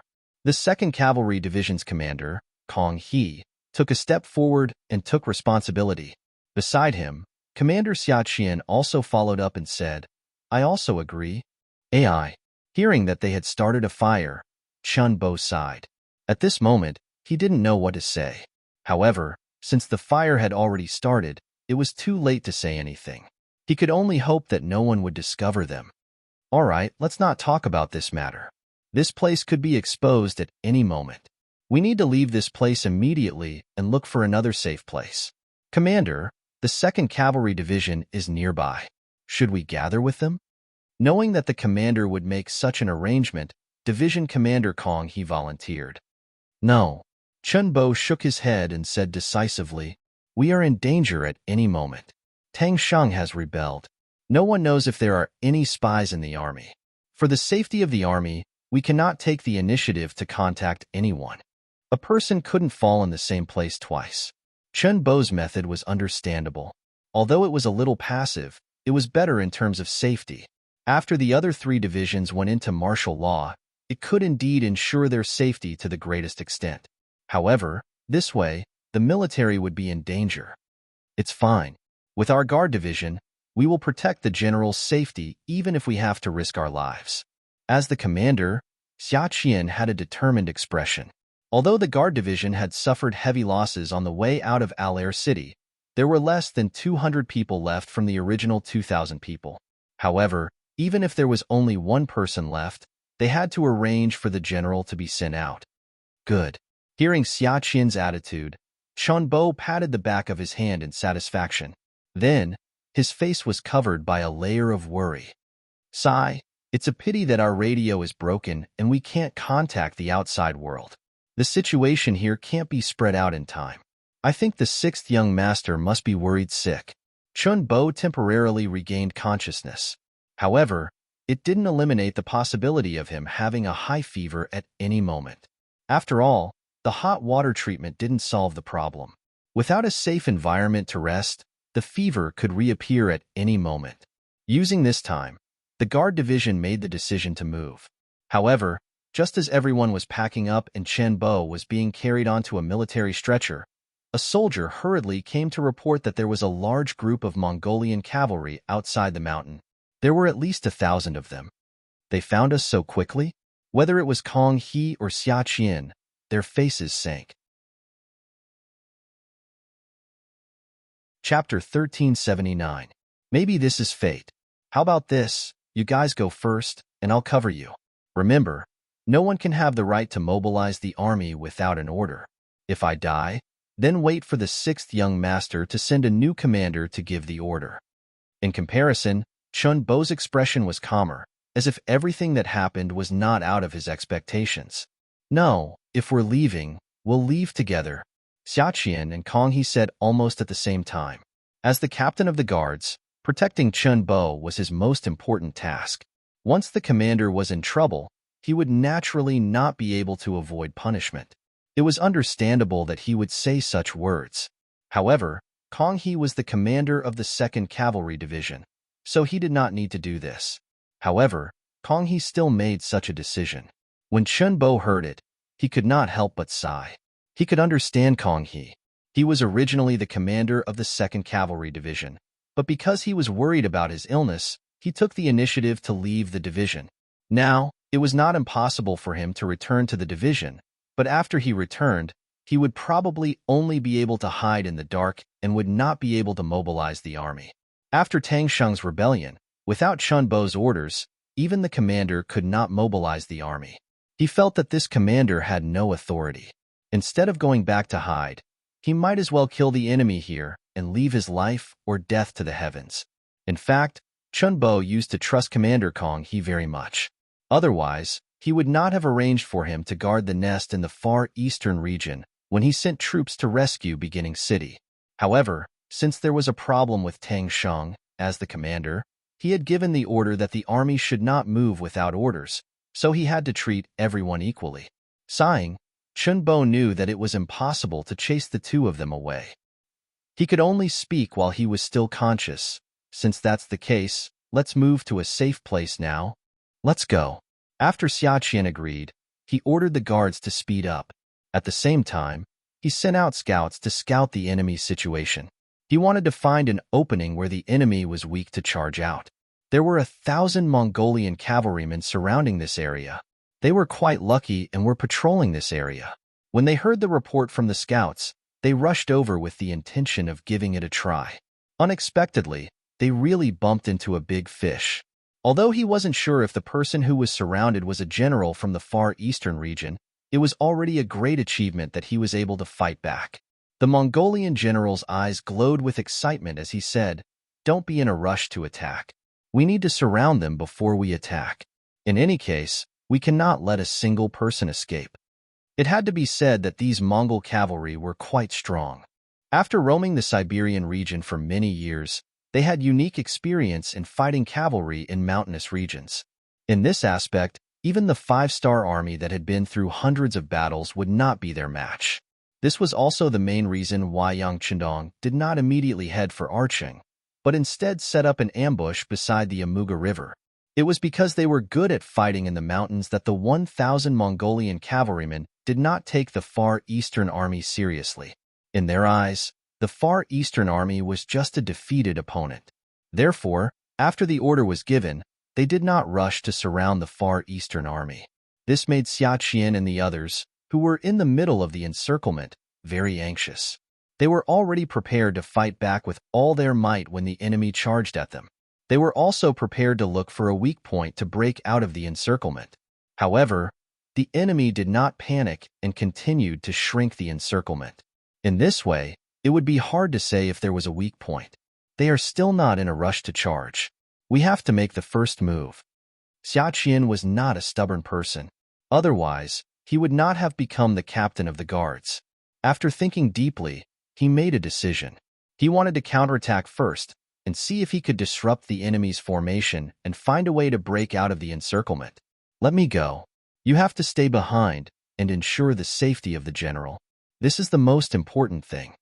Kong He stood up again and made his decision to lead the troops. No, this is my responsibility as the captain of the guards. How can I let Mr. Kong take the risk? Xia Qian shook his head and said, What do you mean by taking the risk? Do you think we will be safe if we stay here? Kong He did not back down. Obviously, the two of them saw the danger in front of them. Instead of sitting here and waiting for death, they might as well charge out and fight the enemy to their heart's content. At least they could kill a few enemies. The two of them were still arguing. Neither of them had the intention to back down. On the outside, the Mongolian cavalrymen were getting closer and closer to them. The encirclement was also shrinking. It looked like the battle would start at any moment. However, they did not know that behind them, there was a group of cavalrymen quickly gathering and closing in on them. They were the vanguard that Yang Chendong sent out. They were the vanguard led by Dai Kua, the former commander of the Far Eastern Army's 1st Cavalry Division. Considering that Dai Kua was familiar with the situation here, Yang Chendong sent him out to see if he could find Qinbo's position. When the time was right, he would coordinate with him from the inside. Based on his understanding of the military commander, Dai Kua searched a few places but did not find anything. When he once again marked out a region and wanted to continue searching, a scout reported that he saw smoke floating out from the mountains. He immediately brought a group of cavalrymen and rushed over. Considering that the information had not been confirmed, and he was not sure if this was the location of the Far Eastern Army, Dai Kua did not increase his speed. He was very careful to avoid being discovered by the Mongolian scouts. It was only when the scout at the front reported that they found many Mongolian cavalrymen outside the mountain and that they were moving forward that Dai Kua disregarded everything and rushed over. Since the Mongolian cavalrymen were moving, there must be a target here. Wouldn't their target be the Far Eastern Army that he was looking for? Thinking that he was finally going to find the missing army, Dai Kua was a little excited. He could not help but increase the speed of his army. One side was moving at full speed, while the other side was slowly encircling. With one increasing and one decreasing, the distance between the two sides was quickly closing. A huge battle was brewing in the forest. Reporting, a large number of unknown cavalrymen have appeared behind us. The Mongolian scouts were not incompetent. Dai Kua's actions behind them finally attracted their attention. At this moment, the distance between the two sides was less than 10 li, 20 li of open land and 10 li of forest. This was the distance that the scouts usually patrolled. When the Mongolian general Ulu heard the news, he was not worried but happy. Didn't this prove that they had caught a big fish? Otherwise, why would so many enemy cavalrymen appear? Can you see how many people there are? Ulu's voice carried a trace of excitement and agitation as he asked. There are too many trees, so I can't be sure. However, there should be no less than 1,000 people. The scout first shook his head and then thought carefully before explaining. Okay. Hearing that there were no less than 1,000 people, Ulu was even more delighted. If there were too many enemies, he might have to consider whether or not he had the strength to fight. However, if they were on the same level as him, he had nothing to worry about. With the same number of soldiers, his cavalrymen were better at fighting in the mountains. He was confident that he could deal a heavy blow to the enemy. Send down the order. Apart from leaving 200 men to keep an eye on the target in the mountains, everyone else get ready to charge. Ulu decided to take down this group of enemy cavalrymen. In order to obtain the merit, he did not have the intention to report it to his superiors. This caused him to lose the last chance to kill Qinbo. After the 1,000 Mongolian cavalrymen received the order, they continued to advance slowly on the surface, shrinking the encirclement. However, they were secretly prepared to turn around and fight at any moment. Dai Kua, who was quickly approaching from behind, did not notice this. He did not care who was surrounded. Based on the principle that an enemy of an enemy was a friend, he had to save them. As for whether or not he could defeat them, he was still confident. He was once a member of the Far Eastern Army, so Dai Kua naturally knew about the strength of some Mongolian cavalrymen. Because the enemy had lived here since young, they were used to fighting in the mountains. If it was a one-on-one, he did not have much confidence. However, the The scouts had reported that the enemy only had 1,000 cavalrymen. In terms of numbers, he had twice the enemy's. Furthermore, he had led the army through the baptism of war. Many of the soldiers were not veterans, but they had been through life and death situations. With double the number advantage, he was confident that he could defeat the enemy. Both sides had their own plans, and the distance between them was getting closer and closer. 10 miles, 8 miles, 6 miles. When they were only 3 miles away, they could hear the sound of horse hooves in the forest. The 800 Mongolian cavalrymen, who were already prepared, started to counterattack. They suddenly turned their horses around. As they ran back, they took out their bows. Charge! Kill them all! Daikwa took the lead and rushed to the front.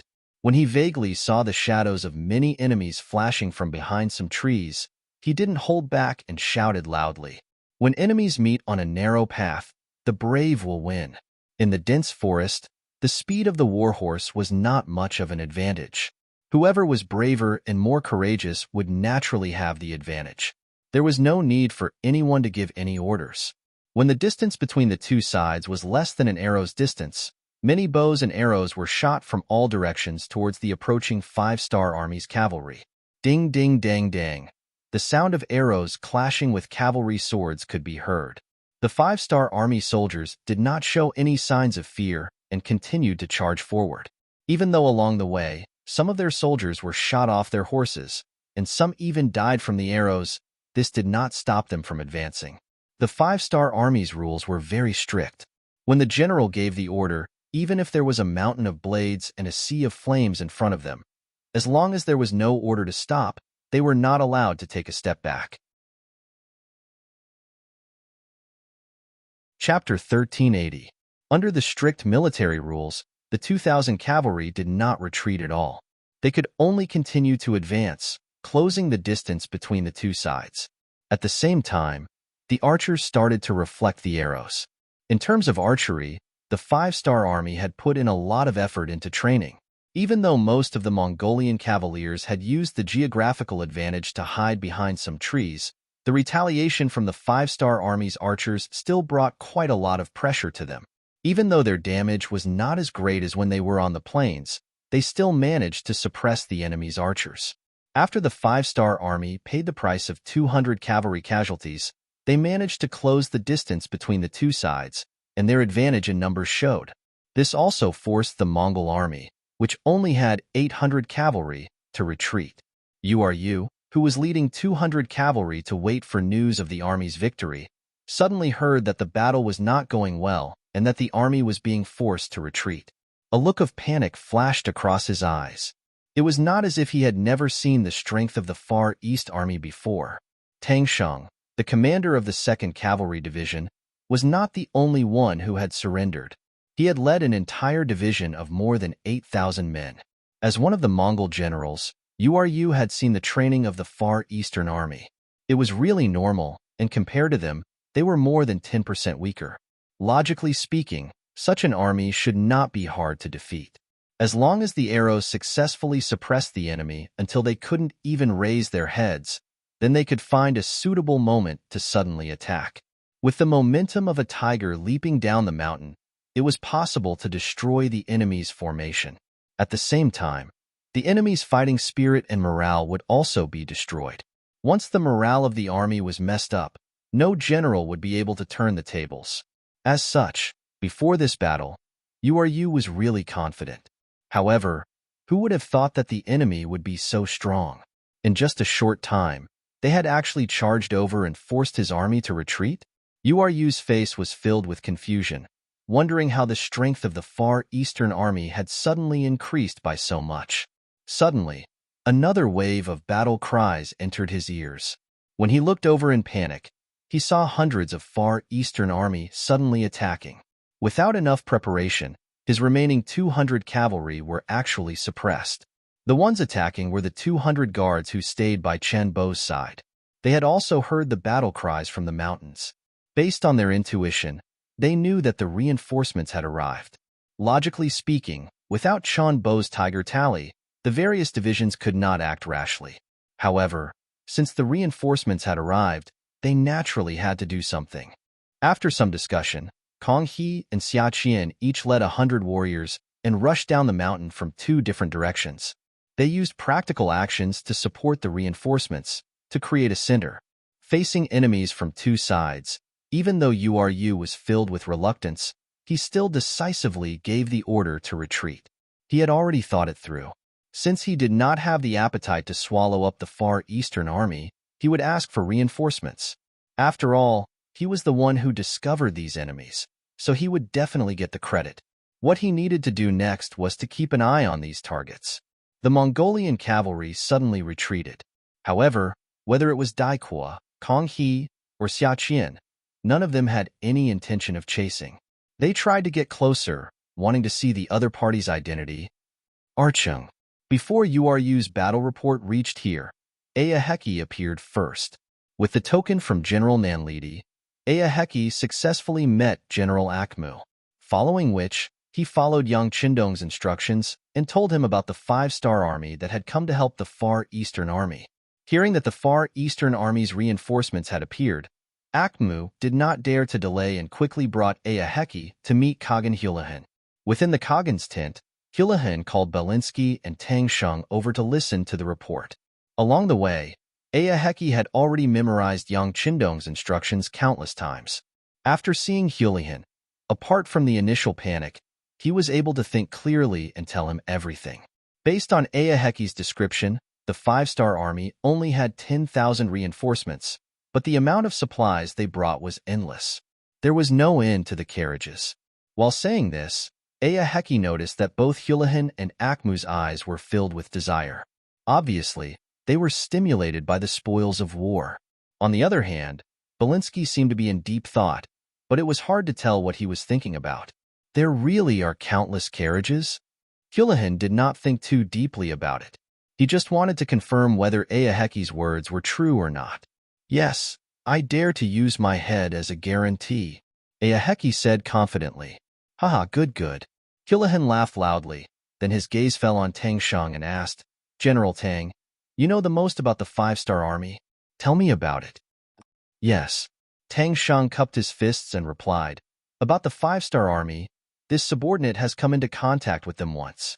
He had seen them on the grassland when he and Commander Chen Bo were rescuing the beginning city. To be honest, they are very powerful and have a lot of troops. If we were to fight them on the grasslands, I'm afraid we wouldn't be their match. Oh, they're that powerful? Hulahan felt uncomfortable all over when he heard this. After all, the strength of the enemy always made him feel uneasy. Yes, they are very powerful. When the 5-star army launched their attack, the hundreds of thousands of cavalrymen of the Walu tribe and the hundreds of thousands of soldiers of the Great Ming dynasty were no match for them. Tang Sheng recalled the scene that had happened in front of him and sighed. He even thought about whether his betrayal of the 5-star army was a good thing or a bad thing. However, it was already done, and it was meaningless to dwell on it now. He threw the pressure brought by the 5-star army to the back of his mind and continued, but that's only in an open area, like in a mountain forest. I think they can't even use 30% of their usual strength. In addition, the Far East is vast, with many mountains and lakes, and the roads are difficult to travel. It's not convenient for the army to move, and the transportation of food is also extremely difficult. In comparison, there's nothing to be afraid of. Hulahan was initially shocked by the might of the 5-star army, but when he heard Tang Sheng's words, he couldn't help but nod his head and say, that's right, this is the Far East, not the grasslands. No matter how strong the 5-star army is, they won't be able to send their army here. Otherwise, just the rations alone will cause them to fall into chaos. In the end, this is our territory. Since they want to extend their tentacles here, we might as well cut them off and let them know who has the final say here. Hulahan, who already had a plan, changed his tone after saying this. He looked at Akmu and said, Great General, this Khan will give you 10,000 elite troops. Do you have the confidence to defeat the 5-star army and bring back all the supplies they brought? As the great general of the Mongolian army, Akmu was definitely a fierce general. It could be said that he wasn't afraid of anything. When Tang Sheng said that the 5-star army was so powerful, he snorted disdainfully. He wanted to prove that he was the strongest when he had the chance. Now that he had been chosen, There was no reason for him to disagree. He immediately said loudly, "Don't worry, Great Khan. 10,000 elite troops will be enough to take care of this 5-star army reinforcements. Haha, as expected of a great general. Good, if that's the case, then this Khan will wait to hear your good news." Houlihan laughed loudly. Clearly, he was in a good mood. Yes. A proud expression flashed across Akmu's face as he turned and left. Belinsky and Tang Sheng then left as well. After walking out of Houlihan's residence, Belinsky suddenly stopped in his tracks and looked at Tang Sheng, asking, "General Tang, the 5-star army only has about 10,000 cavalrymen. Why do we need to bring so many supplies when we're out?" "Oh," Tang Sheng chuckled and said, "the 5-star army doesn't lack money at all. Although they have been fighting in the north and south for the past few years, I have never heard of a shortage of resources. Every time they go to war, they will bring enough supplies and supplies. This has already become a habit." "I see." After hearing this, Belinsky couldn't help but reveal a look of shock. Earlier, he was wondering if this was a trap set by the 5-star army. Now, it seemed that he was thinking too much. However, when he thought about how rich the 5-star army's resources were, he couldn't help but yearn for it. Unfortunately, he had already joined forces with Houlihan and offended the 5-star army. It would be difficult for him to cooperate with them in the future. Not long after Belinsky and Tang Sheng left the residence, another scout came to see them. They were sent by General Ulu to ask for reinforcements. When Houlihan heard that he had found traces of the Far Eastern Army, he was naturally overjoyed. However, he didn't immediately send troops to eliminate them. In his opinion, the Far Eastern Army was already a dish in his bowl that could be picked up at any time. Instead, the 5-star army was the target that needed to be dealt with immediately. He was afraid that if he was late, the 5-star army would run away. "Go back and tell General Ulu that this Khan will send 1,000 cavalry to help. Have them keep an eye on the Far Eastern Army. When General Akmu returns in triumph, it will be time to send troops to deal with the Far Eastern Army." Houlihan made the decision to deal with the 5-star army first before dealing with the Far Eastern Army. What he didn't expect was that this move would give the Far Eastern Army, which was already on the verge of death, time to breathe. This would sow the seeds of his defeat. General Dai Qua led the army to meet up with Division Commander Kong He in the mountains. Then, he went to see Commander Chun Bo, who had fainted once again. After the temperature dropped again, Commander Chun Bo slowly woke up. When he opened his eyes and saw Dai Qua, his originally dispirited aura also became excited. "Division Commander Dai, why are you here? Did the reinforcements arrive?" Chapter 1381. "Yes, General. The 6th young master has arrived personally. He's bringing close to 100,000 soldiers and logistical personnel towards Al City." Dai Qua held Chin Bo's hand tightly as he spoke in an equally excited manner. "What? The 6th young master has arrived personally? Haha, that's great. Cough, cough, cough." Chun Bo coughed violently because he was too excited. "Sir, please take care of your body," Dai Qua said with concern when he saw Chin Bo's face turning red. It's fine. The 6th young master is here. I'll get better soon." "Ha ha ha." Chin Bo laughed again after he panted for a while. Although his fever had not completely subsided, it was obvious that he was in a better mood. Dai Qua was relieved when he saw that Chin Bo seemed to be in a good mood. Without this person, he would not be a commander. He was grateful to his savior, so he asked for instructions when he spoke. "Sir, I brought a radio this time. Do you have anything to say to the 6th young master?" "Radio? That's great. Report the Far Eastern Army situation to the 6th young master immediately and ask for further instructions." Chun Bo's expression became more excited. He looked like he wanted to receive Yang Chindong's reply right away. The radio was taken out, and the report was sent out immediately after it was connected. Chen Bo narrated in detail about the fall of Arching and Chen Bo's suspicions about some of the officers in the army. Before his suspicions were resolved, he did not dare to gamble with the army. Therefore, he did not move the army without permission and reported the situation one by one. When the radio was sent out, Yang Chindong, who was far away at the Amuga River, had already dug a pocket. He was just waiting for the Mongolian cavalry to enter. At that moment, Commander Daiqua's telegram was sent to him. Yang Chendong calmly read the contents of the telegram. He wasn't angry, nor was he angry. As a lone army, the Far Eastern Army had been subjected to all kinds of tests ever since it was established. Due to geographical reasons, they couldn't get the support of the 5-star Army headquarters. This caused problems to arise during the construction process. The process of taking a new path had always been tortuous. Yang Chendong had long anticipated that there would be various problems. It was just that he had suffered a huge loss this time. Even the city was lost, which was far beyond his expectations. Fortunately, according to the telegram, the other supplies from the first city and Qiqian city were stored in another safe place and were not lost. This could be considered a blessing in disguise. As for what Shinbo said about the problems in the army, Yang Chendong could understand. After all, other than the initial part of the Far Eastern Army soldiers, the rest were recruited from the local area. Such an army would not have any problems if nothing happened. However, once they encountered adversity, it was hard to say. However, no matter what, Shinbo's method of dealing with it was still good. He completely hid the army and controlled them. He did not allow any of them to go out. This could ensure that the army would not fall into chaos. Of course, this was not a good plan. At least, it was not a long-term plan. Fortunately, Yang Chendong was here. All of this would not be a problem anymore. Come, send a telegram to Chinbo. Tell him that he can release the army. Tell him not to worry about the problems in the army. If there are problems, solve them. If the pustules don't show up, there are always hidden dangers. Now, it's time to dig out these tumors. With his hands behind his back, Yang Chendong's aura surged, giving people a feeling of omnipotence. This time, since he came to the Far Eastern region, he naturally had to solve the problem. It would be fine if those disloyal people were honest. However, if they dared to do anything extreme, he did not mind using some heads as a sacrifice.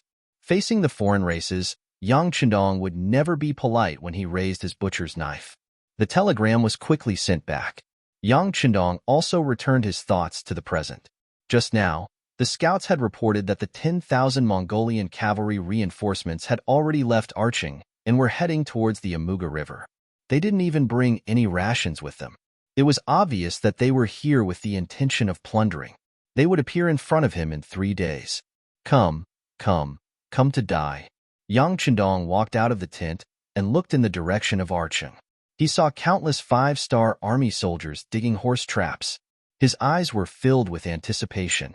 Akmu personally led the 10,000 Mongolian cavalry and rushed day and night. In less than 3 days, they were 30 miles away from the Amuga River. The scouts had already been sent out, and there would be news soon. While arranging for the army to rest, Akmu also waited for the news from the scouts. He had already prayed to Tengri more than once that the 5-star army would not escape. Perhaps the prayers were effective, as the scouts returned and reported that the 5-star army was just 20 miles away from them. That's right. When he heard that the enemy was not 30 miles away but 20 miles away, Akmu heaved a sigh of relief. This was enough to prove that the 5-star army had been rushing and not waiting at the same spot. If the 5-star army's position did not change a few days ago, he would have thought that the enemy already knew that he was coming and had prepared a trap for him. But now, the enemy had left their original position. This was enough to prove that his suspicions were unnecessary. In the past few days, the 5-star army had only rushed a few dozen miles. Not only did this not make Akmu think too much, it even made him look down on them. Just from the speed of the other party's movement, they were not a strong army at all. Naturally, his confidence in this battle had risen a little. Pass down the order. The army should have a good rest. We will attack the camp tonight. All right, let the people guarding a Heki relax and prepare some good food for him. Akmu said with a relaxed expression. He had some suspicions about a Heki before, so he arranged for people to watch him. Now that he did not have so many suspicions, he did not need to watch him too closely. Who knows, he might be a meritorious official. As the general that the Khan of Siberia relied on the most, Akmu was very proud and also very careful. He did not even send people to contact General Ulu. He decided to send a message after the attack tonight. This way, he could guarantee that he would take all the credit and not leak any information before the attack. It had to be said that this kind of consideration was very careful. But this time, the opponent was Yang Chendong. He was a war god who had carried out countless dangerous missions in both his previous life and this life. If they had to be compared, then one was the bright moon in the sky, and the other was the light of a firefly. There was no comparison at all. Even though Akmu used all his methods, none of his actions could escape from Yang Chendong's grasp. When he learned from his scouts that the Mongolian cavaliers had entered a resting state while he was 20 miles away, he predicted that they might come to ambush the camp at night. After calling Tian Hu, Beta Persei, and the others, Yang Chendong gave the order to meet the enemy tonight. The two people who admired Yang Chendong very much did not hesitate to turn around and make the arrangements. According to the agreement, once the Mongolian army made a move, Ba Daojiang, who followed Ulu, should send a message. But now, there was no news, so it was a bit hasty to prepare to meet the enemy. But the order was given by Yang Chendong, so no one doubted it. Time quickly passed from noon to afternoon, and then the sky slowly darkened. The scouts sent a message through the radio. The Mongolian cavalry had indeed begun to move. They had moved. After receiving this news, Beta Persei was not surprised at all. Since the young master said that they would come at night, then they would definitely come. Send a message to Ba Daojiang. Once the battle starts, tell them to surround Akmu from the back and try to kill as many enemies as possible. Yang Chendong said confidently with his hands behind his back. This time, he was not greedy to the point that he would not let even one enemy escape. After all, it was 10,000 cavalry, and he only had a little more than 10,000 troops. It would not be a problem to heavily injure the enemy, but it would be too difficult to kill them all. In other words, after this battle, the 5-star army's strength would be known to the Siberian Mongolian cavalry. As long as the enemy did not have a pig's brain, they would definitely think of a way to leave this place. Taking advantage of this opportunity, they would kill as many enemies as they could. The 5-star army had already made their preparations. They had dug a big hole and were only waiting for the enemy to walk into it. Akmu, who did not know this, was indeed walking step by step towards the abyss. After the sky darkened, Akmu, as the general, gave the order to attack. 10,000 Mongol cavalrymen got on their horses and charged over in a grand manner, causing the birds in the forest to fly into the air in a panic. They seemed to have sensed the powerful killing intent as well. It was only a distance of 20 miles, and the Mongolian vanguard who had already planned out the best route took less than an hour to reach the area 2 miles away from the 5-star army's camp. At this moment, the 5-star army's camp was in a state of panic. It gave people the feeling that they did not expect anyone to attack them at this moment. They were completely unprepared. Get into formation. When Akmu arrived with the main force of the Mongolian cavalry, he also saw this scene. Immediately, his face was filled with joy. The chaos in the enemy camp made him look like a cat playing with a mouse. In order for the cavalry to unleash their full potential, they had to display their ferocious offensive abilities during the charge. Only by doing so would they be able to severely injure their opponents at the first moment and gain the initiative on the battlefield. This also required them to spread out in a formation that was dense enough and not obstructed each other at the same time to ensure that their combat strength could be better displayed. Chapter 1382. Charge.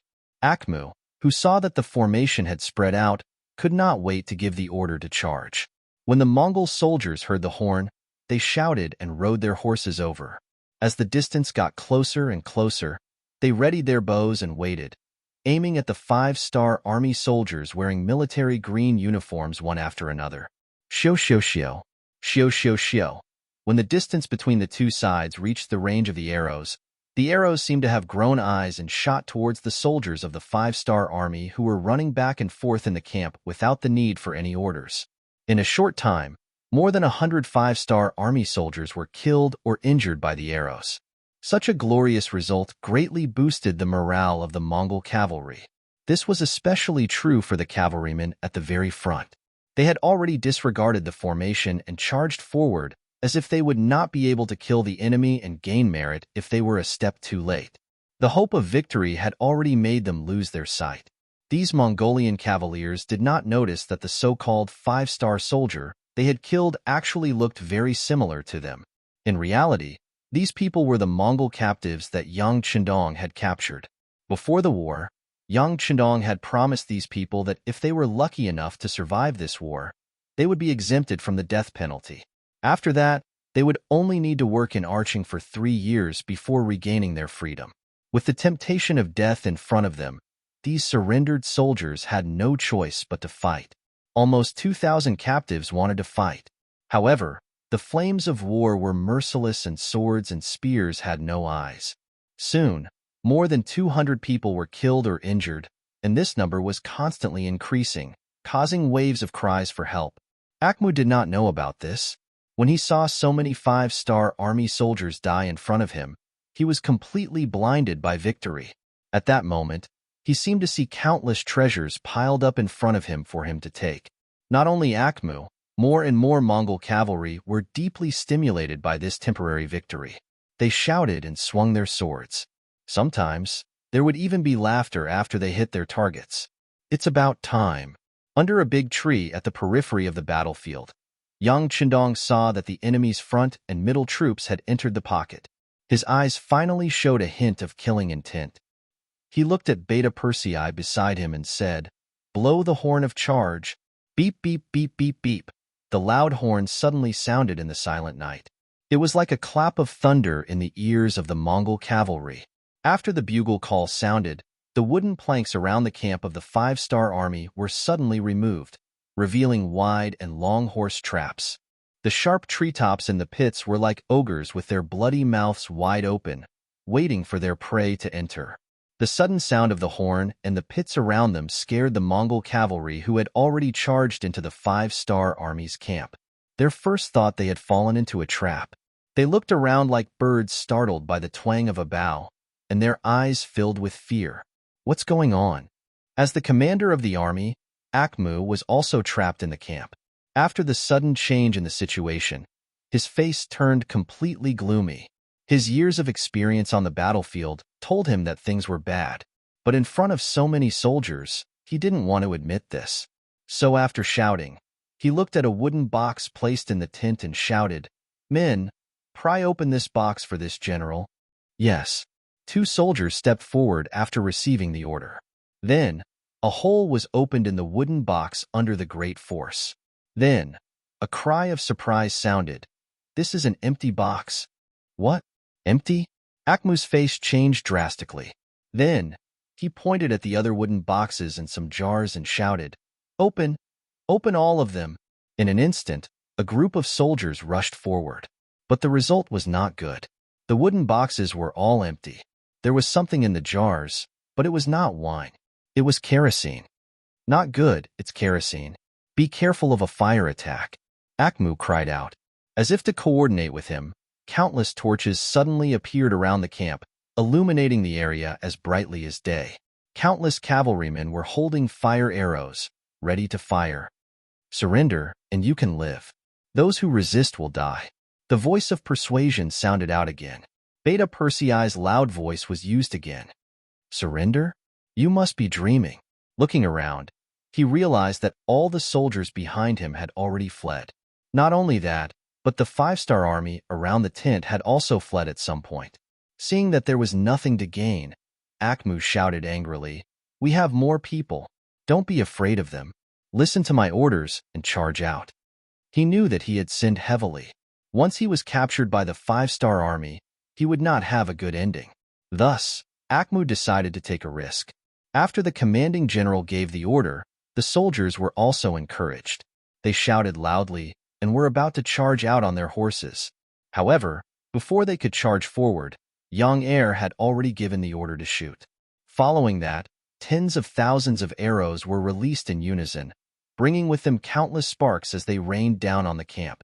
The curtains of the tents were flammable to begin with, and with the help of the kerosene, very soon, a huge net of fire rose from the places where the fire arrows landed, and it wrapped around the Mongolian cavaliers one after another. When a person was faced with fire, perhaps a person with mental fortitude could remain calm. But war horses could not. When their pupils were filled with flames, they went berserk. No matter how their master ordered them, they no longer obeyed. Instead, they each rushed towards the safe zone they thought was the safest place.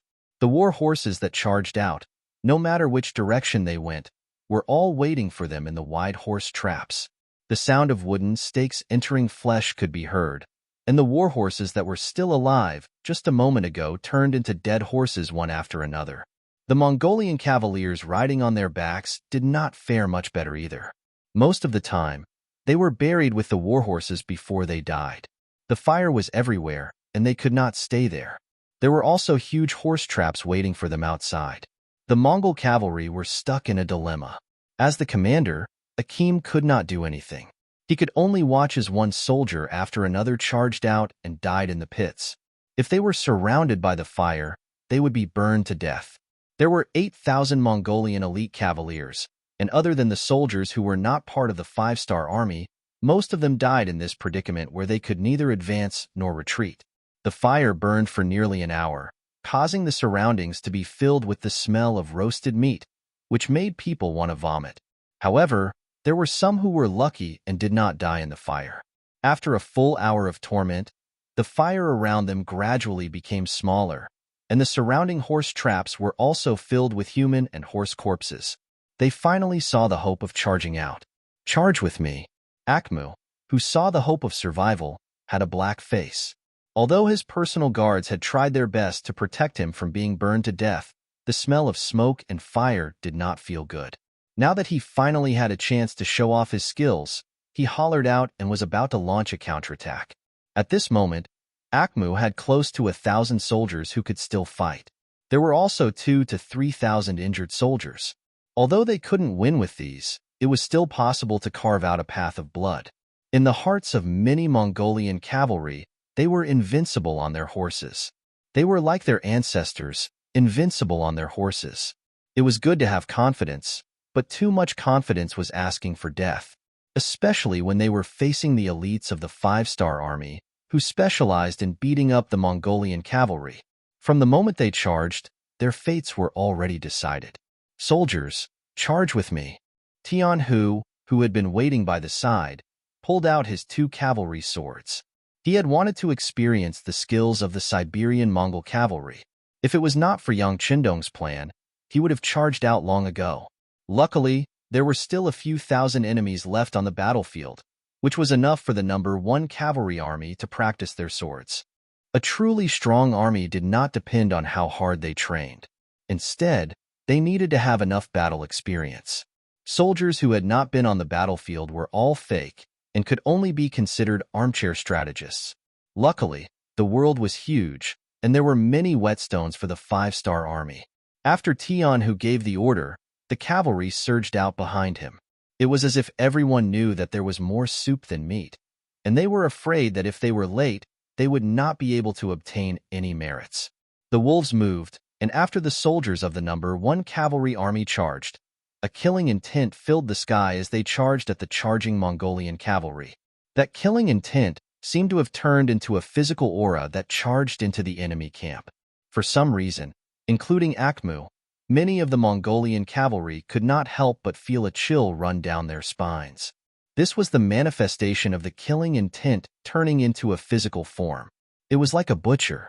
After killing so many pigs, even if they were alive, they could not help but shiver.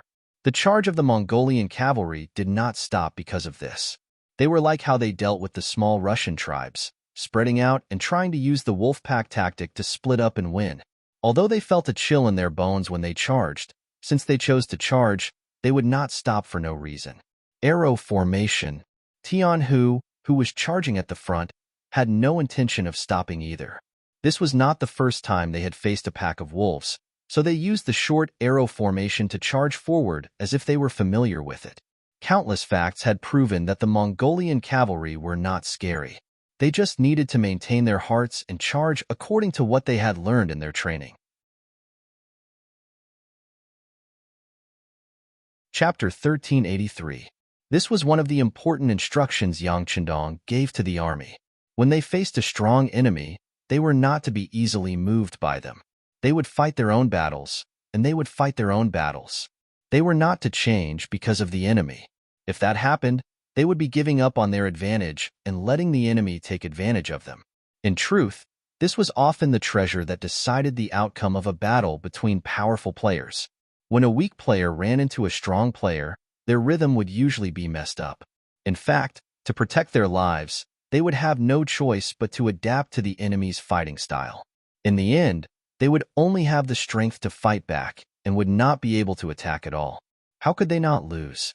On the other hand, if they fought in the style they were most familiar with, even though there was a high chance that they would lose, they could at least threaten the enemy. If they were lucky, it was not impossible for them to heavily injure the enemy and turn defeat into victory. As the strongest army among cold weapons and the world's best cavalier army that had just been expanded into an army, Commander Tian, who would often use Yang Qindong's words to teach his soldiers, along with the fact that they were stronger than the enemy to begin with and the morale they gained after winning, the moment both sides clashed, Akmu was shocked to find that he was about to lose. In terms of strength, the five-star army waited patiently, and the Mongolian cavaliers who were attacking could not compare to them. In terms of weapons, the soldiers of the world's best cavalier army were all equipped with divine sabers, and their advantage was clear. As long as the enemy dared to fight against them head-on, they would be cut in half after 3 slashes, and they would not be able to continue fighting. In terms of morale, the Mongolian cavaliers had just suffered a great defeat, and all the soldiers were like birds that were startled by the twang of a bow. On the other hand, the five-star army had just obtained a great victory, and everyone's confidence was high. This made them even more decisive when they attacked, and the gap between them and the enemy increased by a large margin. When comparing them, the difference in strength was obvious.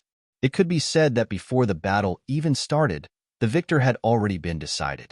A tiger had entered a pack of wolves, and it was not just one tiger, but a tiger that had more people than a pack of wolves. The pressure it brought to the Mongolian cavaliers could be easily seen. After fighting for around 15 minutes, Akmu was shocked to find that he could not even use half of the strength he had before. The number of casualties continued to increase, especially as the number of times they clashed increased. Many of the sabers in the Mongolian cavaliers' hands were cut in half, and they were at a disadvantage in terms of weapons. The speed at which they lost became even faster. Protect the general and open up a bloody path. Around a dozen of his remaining personal guards protected Akim. When they saw that the Mongolian cavaliers were about to leave, these personal guards shouted in unison and gathered together to charge out of the corner surrounded by the five-star army. "Let me do it." A warhorse suddenly rushed out from Yang Qindong's side. Needless to say, that tall figure and that deafening voice belonged to none other than Beta Persei. Speaking of which, Beta Persei also had the courage of 1,000 men. He had been by Yang Qindong's side for many years and could receive pointers at any time. When it came to individual combat power, even in the five-star army, there were few who could match him. Usually, he had to protect the safety of the 6th young master, so he did not have many chances to go to the battlefield. Now that the situation was set, he was itching to fight. When he saw that there were a dozen enemy cavaliers who wanted to escape, he did not hold back and immediately rode his horse away. The dozen Mongolian cavaliers were unusually fierce as they protected Akim and destroyed the path that the five-star army had blocked. They formed a large force and charged out of the battlefield. To be able to become Akim's personal guards, their skills were naturally not bad. Although they did not create the 18 shadow guards or the 12 protectors, they were all strong men who could fight against 10 or even dozens of people. If they gathered their strength together, normal five-star army soldiers would not be able to block them. This could be seen from the fact that they had only lost 4 people, even though they had injured more than a dozen five-star army cavaliers along the way. And just when they had already charged through a few blockade lines and were about to break out of the encirclement and escape, a warhorse and a tall figure blocked their path. Without any warning, the person rushed in front of them and raised his saber to slash down. Waves of great force crashed into the sabers of the Mongolian personal guards, and a great pressure came from their arms. Cling, cling, clang, clang, clang, clang, clang, clang. It was as if he had entered a realm where no one could stop him. Block, block, chop, lift, sweep, press. All sorts of attacks were displayed by young heir on horseback. His movements were quick and steady, and he suppressed the Mongolian cavaliers who seemed to be unstoppable a moment ago to the point that they were forced to retreat.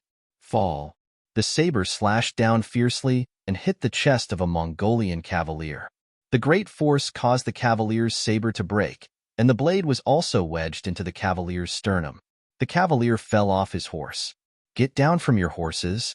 Once the saber was pulled out from the chest of a Mongolian cavalier, it was raised and flicked, and it hit another Mongolian cavalier who was charging at him.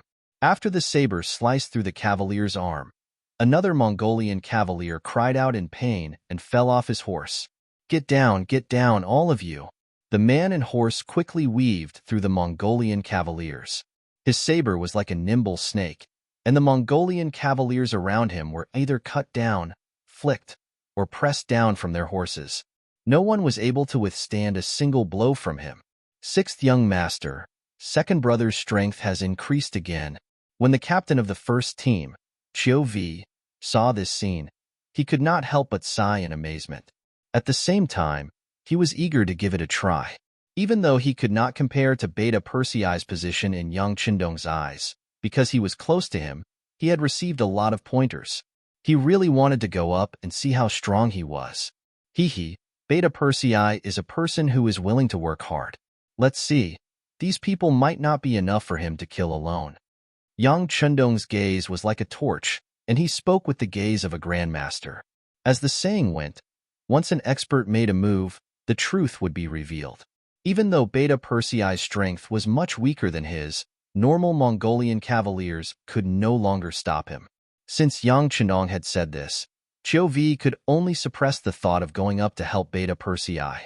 Then, he stared at the battlefield with his eyes wide open.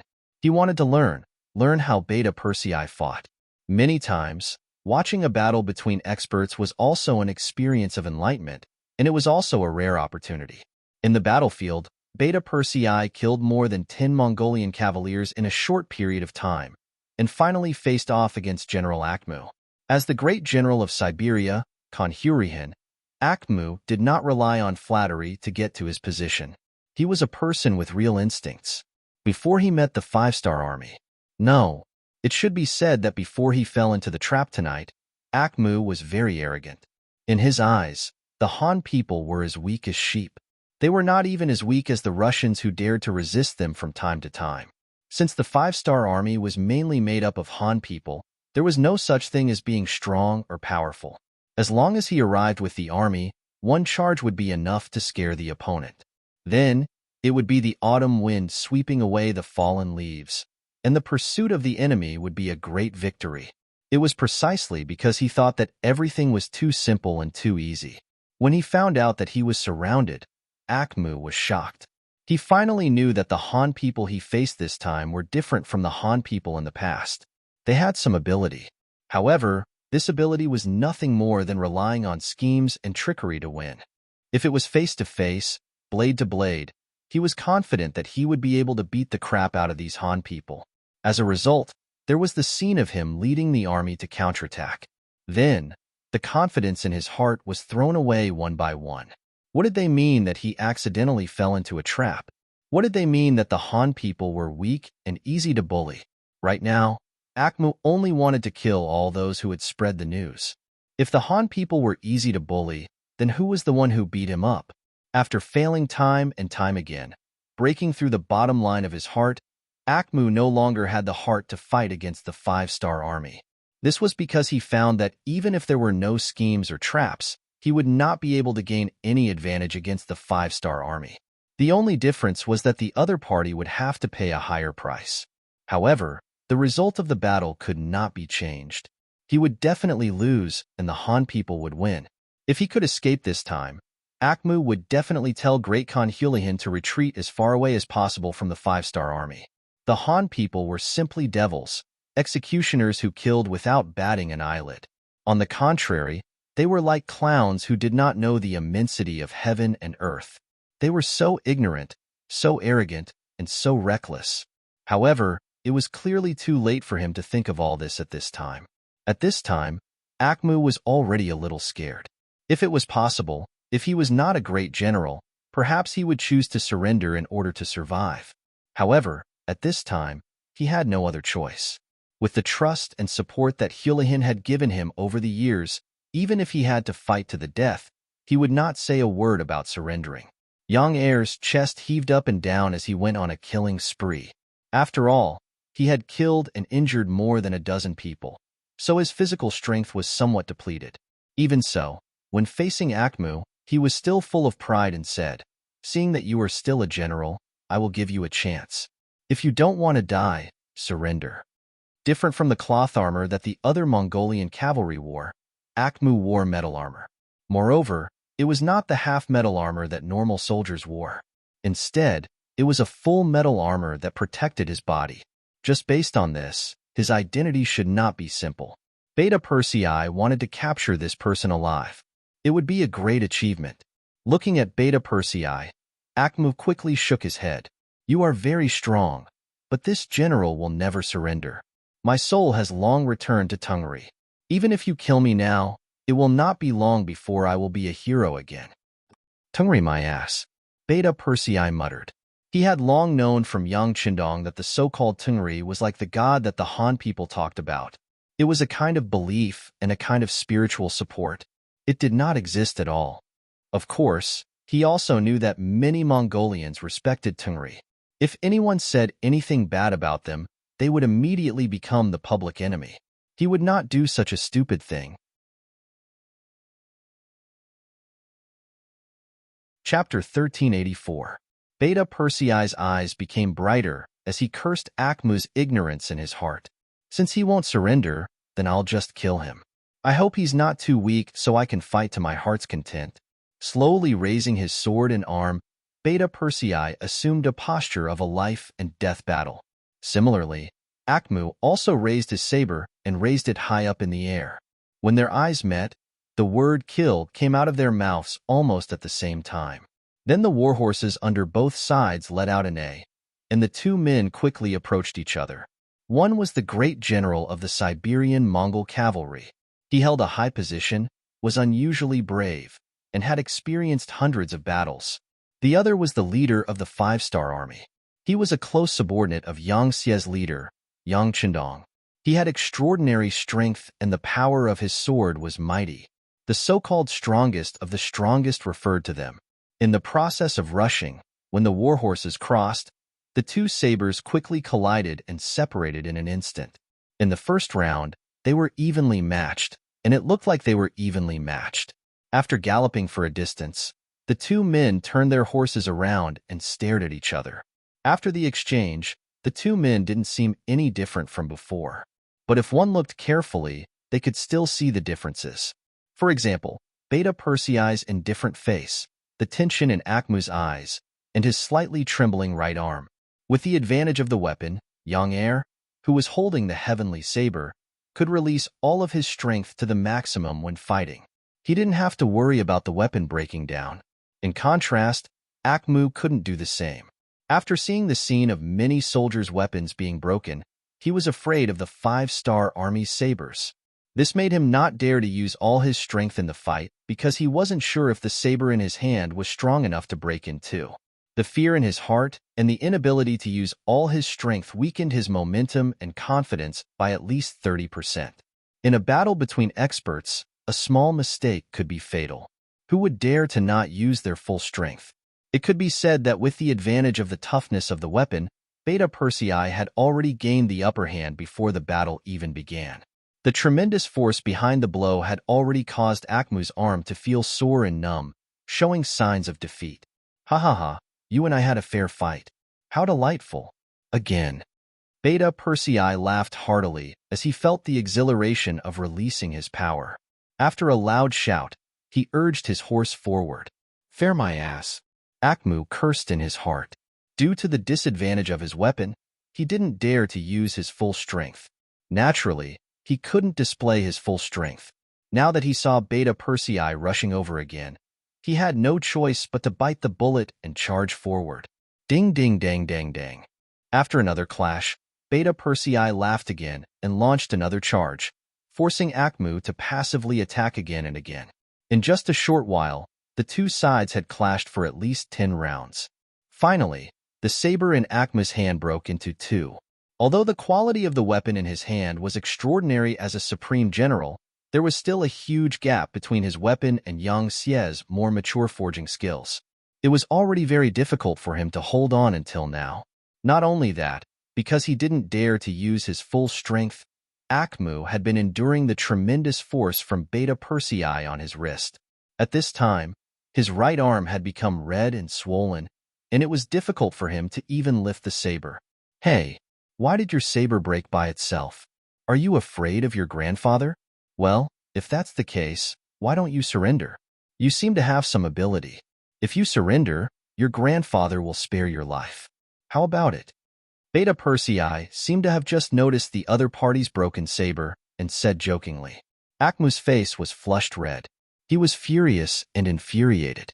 After so many years of fighting, this was the first time he heard that a saber could be afraid of people. Knowing that Beta Persei was humiliating him, Akmu glared at him and said, "If you want to fight, then fight. You're a vile person with a sharp tongue. Humph, you're courting death." Seeing that Akmu still had no intention of surrendering, Beta Persei was also enraged. After a roar, he urged his horse to charge again. This time, he wouldn't hold back and vowed to cut down his opponent. Beta Persei wasn't worried about whether or not he could kill Akmu. Since the young master didn't say anything to stop him, it wouldn't be a problem to kill this person. Since that was the case, he didn't have any worries and just focused on fighting with all his might. Akmu held half of the saber in his hand, and his expression was ugly. But he didn't have the slightest intention of surrendering. A general had died in 100 battles. Since he had won the war, he had to be prepared to die.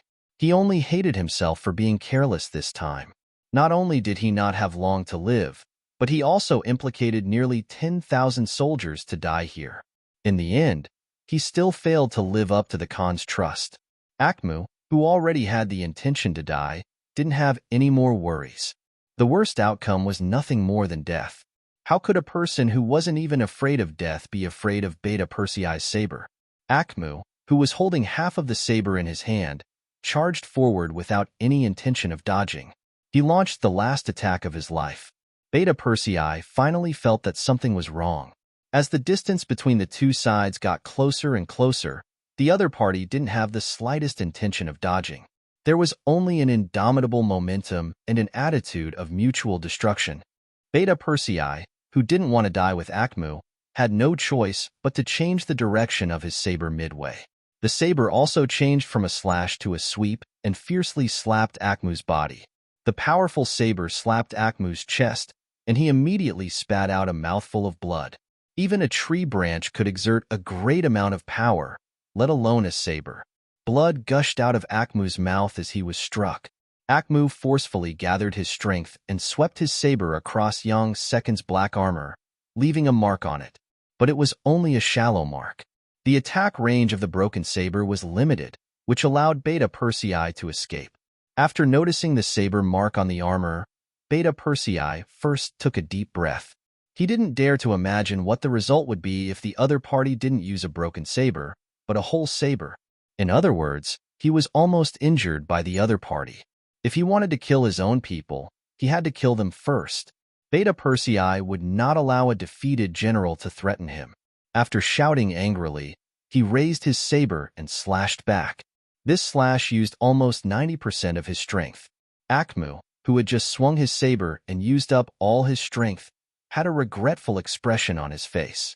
He was so close to beheading the general of the 5-star army. Just as he was feeling regretful, he felt a cold wind coming from above his head. When he raised his head again, a sharp saber was falling towards his head. It was already dark. Although there were torches around, it was still difficult to see.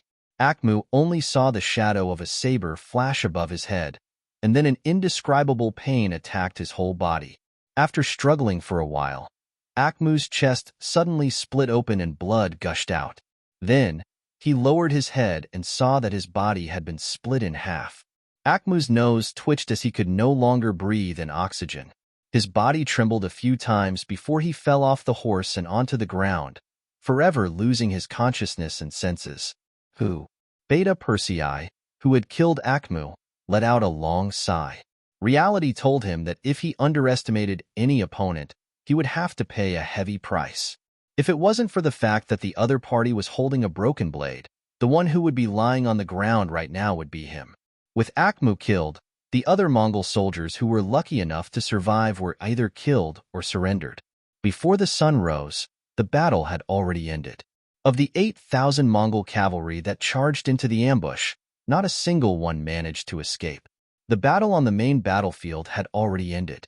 Outside the Amuga River, the battle was still ongoing. When the 2,000 Mongol cavalry saw that the main force of the army had fallen into the 5-star army's trap, they turned around and fled. The previous scene had already told them that tonight's ambush had failed. It was not difficult for the 8,000 Mongol cavalry to not be able to escape. Since they had already lost, it was impossible for them to turn the situation around with just 2,000 people. Rather than continuing to die, they might as well escape and report this matter to the Khan. The 2,000 Mongol cavalry retreated. However, before they could run 5 miles, Nanlidi brought a Hachi, who had come to report, and a group of cavalry to welcome them. While they were still far away, Nanlidi's voice rang out first. "Are the people in front our brothers? We are here to support you." Before the battle had even started, a Hachi had been released by Akmu so that he could find Nanlidi and ask him to send troops together. He had purposely notified them a little later so that Akmu would not steal the credit from him. However, what he did not expect was that what awaited him was not credit but death. Of course, even if Akmu had notified Nanlidi in advance, he would have found all sorts of reasons to delay. The one in control of the army was not him, but Ba Daojiang and the 1st Division Commander Taimu. They led 4,000 troops and waited here for the chance to deal the final blow to the Mongol cavalry. When the flames in the camp soared into the sky, the 4,000 cavalry finally moved. They galloped all the way and killed any fish that fell into the net. The 2,000 Mongol cavalry that had escaped were unfortunately stopped by them. After losing contact with their commander, the 2,000 Mongol cavalry were defeated by a wave of 5-star army. The cavalry fled in all directions and rushed into the surrounding forest. With Tianyi and Lin Duo, even 40,000 cavalrymen would not be able to surround the entire area, let alone 4,000 cavalrymen. Ba Daojiang and Taimu could only watch as the scattered Mongolian soldiers escaped. They focused their attention on the main force of the Mongolian cavalry. Compared to the main battlefield, the battle on this side of the battlefield had already ended a step earlier. The final tally was that they had captured and killed around 1,600 cavalry. This meant that at least 400 Mongol cavalry had escaped during the night. When they reported this to Yang Chendong, he was not surprised. He only said, "The army should use the time to clean up the battlefield and rest. Tomorrow afternoon, we will set off for Arching." Since they had already revealed their tracks and displayed their strength, in order to prevent Hurihin from escaping with the army, they had to speed up their march. Even so, Yang Chendong did not have the confidence to kill all the enemies. This was caused by the environment. The Far East region was filled with forests, lakes, and mountains. If someone wanted to hide in such an area, finding them would be as difficult as finding a needle in a haystack. Chapter 1385. Arching City. 3 days later, when Kagan Hulahin was still waiting for good news from General Akmu, an unexpected piece of news was delivered to him. When the cavalry who had escaped from the front lines knelt down in front of him and described the situation at the front lines, Hulahin felt the sky darken and he almost fainted. Akmu had actually been defeated. Not only that, but his own life and death were unknown. Of the 10,000 Mongolian cavalry under him, less than 400 had returned. This result was completely out of Hulahin's expectations. Since the 5-star army only had 10,000 people, even if they could not win, they should be able to retreat safely. They were the Mongolian cavalry, a race that had grown up on horseback. Compared to the Hans who were not good at riding, they had a natural advantage. In fact, many times on the battlefield, they looked down on their Hans opponents. Hulahin fainted. His subordinates tried to save him, pinching his philtrum and splashing cold water on him, before finally waking him up. After waking up, Hulahin first accepted the fact that they had lost, but he still did not believe that Akmu would be fine. He was very clear about Akmu's abilities, and ordinary people would not be able to catch him. Furthermore, he had a large army, so he believed that he would definitely be able to break out of the encirclement. Just as Houlihan regained his composure, Belinsky walked in from outside the door. He first bowed to Houlihan and then asked with concern, "I heard that the Great Khan is not feeling well. I have already found the best doctor in the city. They are waiting outside the residence and can examine the Great Khan at any time." "No need. This Khan's body is very good." Houlihan waved his hand. He did not trust the Han's doctors, not to mention that he was not sick. He had only fainted because he was too anxious. However, no matter what, Belinsky had good intentions. This time, they were able to take down Arching City because of him. A look of hesitation flashed across Houlihan's face, but he quickly said with determination, "Let me tell you something. General Akmu fell into the Han's trap and lost the battle." "What?" Belinsky's expression changed when he heard this. He was indeed unaware of this news. After all, news of Akmu's death had only just reached the city. This news caused Belinsky's expression to change drastically. At the same time, he asked suspiciously, "Great Khan, is this true? Was this news personally sent by General Akmu? But where is the general now?" "The news didn't come from Akmu. It came from the cavalry he brought with him. Don't worry, this news is reliable. The battle is definitely won. As for Akmu's whereabouts, even I don't know." While shaking his head, Houlihan angrily slammed the table and said, "The 5-star army has gone too far. They actually dared to set a trap for me. They are truly despicable. This enmity must be avenged." Houlihan did have a reason to be angry. No one would be in a good mood after being taught a lesson by someone they had always looked down on. But why didn't he think about it? If he hadn't targeted the Far Eastern Army first, how could the 5-star army find trouble with them so quickly? Houlihan was still sulking. Belinsky indeed wouldn't. Although he was a merchant, it was because of this that he placed benefits and safety more than anyone else. The Mongol cavalry was known as a race on horseback. They had always been the ones to kill. When had they ever been killed or lost a battle? At the very least, from what he knew, when the Russian tribes faced the Mongol cavalry, they had mostly lost. The 5-star army was actually so powerful that they could defeat the elite Mongol cavalry. Didn't that mean they were even more powerful? He had actually offended such a powerful person. Didn't that mean he was no longer safe? "No, I have to leave. I have to leave the 5-star army." In this chaotic world, Belinsky, who had always viewed his life as the most important, quickly made a decision. In order to leave this place safely, he had to ask Houlihan to bring him along. Otherwise, whether it was in the Far East or in the Siberian region, he would not have a foothold in the future. Belinsky, who had made up his mind, looked at Houlihan and organized his words before saying, "Great Khan, the 5-star army is so powerful. We shouldn't fight them head-on." "HM? What? Do you really think this Khan is afraid of them?" This time, they only defeated Akmu because they schemed. Even if they can win, they must have suffered heavy losses. Now, this Khan still has more than 15,000 elite cavalry. This Khan is still confident that we can defeat them. Houlihan wouldn't admit defeat so easily.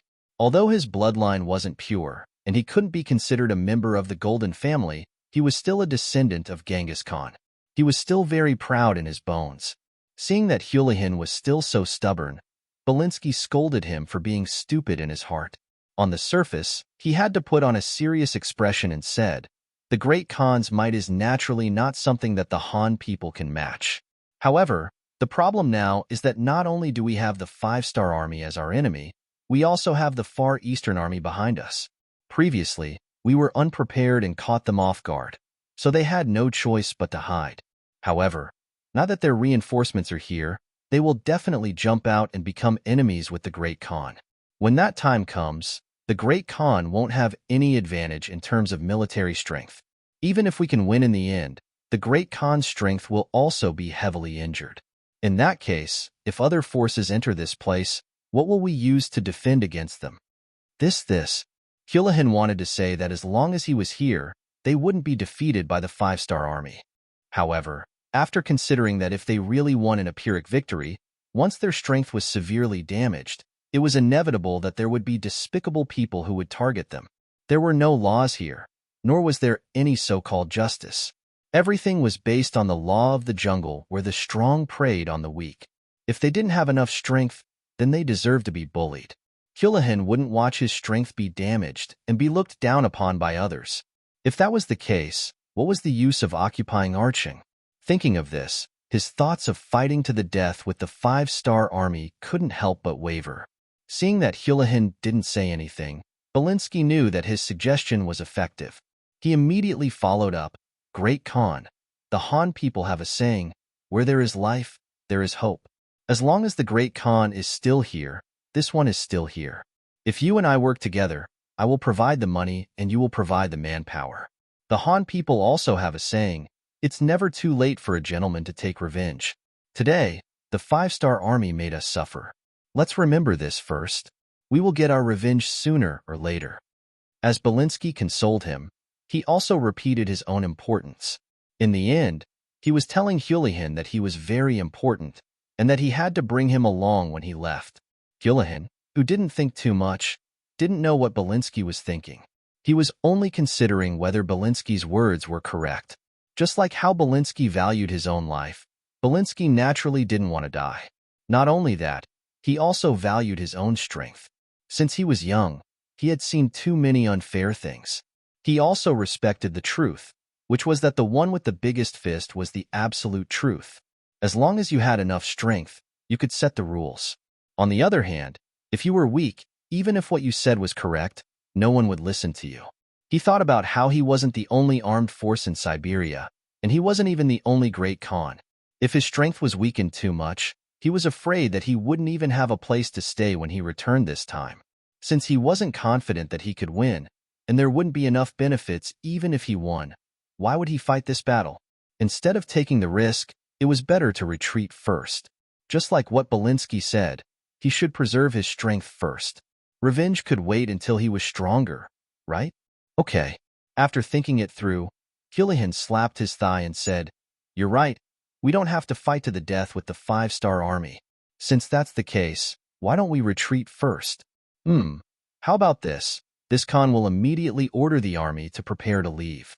When the time comes, we won't leave anything behind for the 5-star army. This Khan wants to leave them a mess and give them a headache." Belinsky heaved a sigh of relief when Houlihan finally thought it through. However, when he heard that Houlihan wanted to openly retreat, he stopped him and said, "Great Khan, you can't do that. If we leave now, we will definitely leak the news. What if the 5-star army and the Far Eastern army join forces and chase after us? What do you think we should do?" Arhan didn't think about this problem and was a bit stunned when he was asked this. If we leave, then we leave. In the past, when we retreated from a place, it was always like this. With a big order, the army would move out and grab everything that they could see and use. Why did they have to do something so complicated this time? Arhan was confused, so Belinsky knew that he had to explain some things to him. "Great Khan, the current situation is like this. We just lost to the 5-star army. Once the news leaks out, the morale of the army will definitely fall. If the hidden Far Eastern army also knows about this, they will take advantage of the situation and come out. What can we do? If they join forces with the 5-star army and attack us from two sides, even if we can leave, we will have to pay a price. Even if we leave, we can only leave quietly. Before we leave, we can also remove some unstable factors in the army." Unstable factors? Houlihan didn't understand what the other party was talking about. Chapter 1386. Belinsky sighed in his heart. This Houlihan might be good at fighting and killing, but when it came to scheming and plotting, he was a far cry from that. It was probably because there was no one else in the Mongolian army that he was able to get the position. "Great Khan, Tang Shang is a surrendered general, but he has not truly joined us. Before, it was only because we captured his tribesmen and forced him to join us. Now that he's with his clansmen, no one knows if he'll really listen to us. People like him are unstable elements in the army. Since that's the case, why don't we leave him here and let him lead the troops to deal with the Far Eastern army? Isn't that killing two birds with one stone? After he leaves, our army will leave the city. At that time, it will be the Han people's problem. If they want to kill each other, We can just kill them. There will be no losses for us. What do you think, Great Khan? After finally speaking his thoughts, Belinsky looked into Houlihan's eyes with anticipation. HM? HM. That makes sense. Houlihan took a while to digest these words, then nodded his head heavily. He was a selfish person and would not easily trust others. In his eyes, the remaining 15,000 Mongol cavalry were the most loyal. Even Belinsky could be abandoned at any time, let alone Tang Sheng. If it was not for the fact that Tang Sheng still held the authority of the 2nd Cavalry Division, he would not even look at him. Now that he could leave safely by abandoning Tang Sheng, it was definitely worth it. He nodded and said, "That's fine. I'll leave this matter to you. The sooner, the better." Yes. Belinsky nodded heavily. Although he was not willing to do such a thing, if he left it to Houlihan, it could easily cause problems. For his own safety and the safety of his assets, he had to do it personally. After leaving the Great Khan's residence, Belinsky went straight to Tang Sheng's residence. Ever since his clansmen had been found and sent to All City, Tang Sheng had arranged for them to stay in his courtyard. Along with some of his personal guards, although the courtyard was not big, there were quite a few people. There were close to 500 people. When Belinsky arrived, he felt that it was very lively. When Belinsky arrived, Tang Sheng, who had received the news, immediately came to welcome him. The two of them went to the study and asked everyone to leave. When Tang Sheng saw Belinsky's cautious expression, he had a bad feeling. Until the other party spoke, he knew that his premonition was not wrong.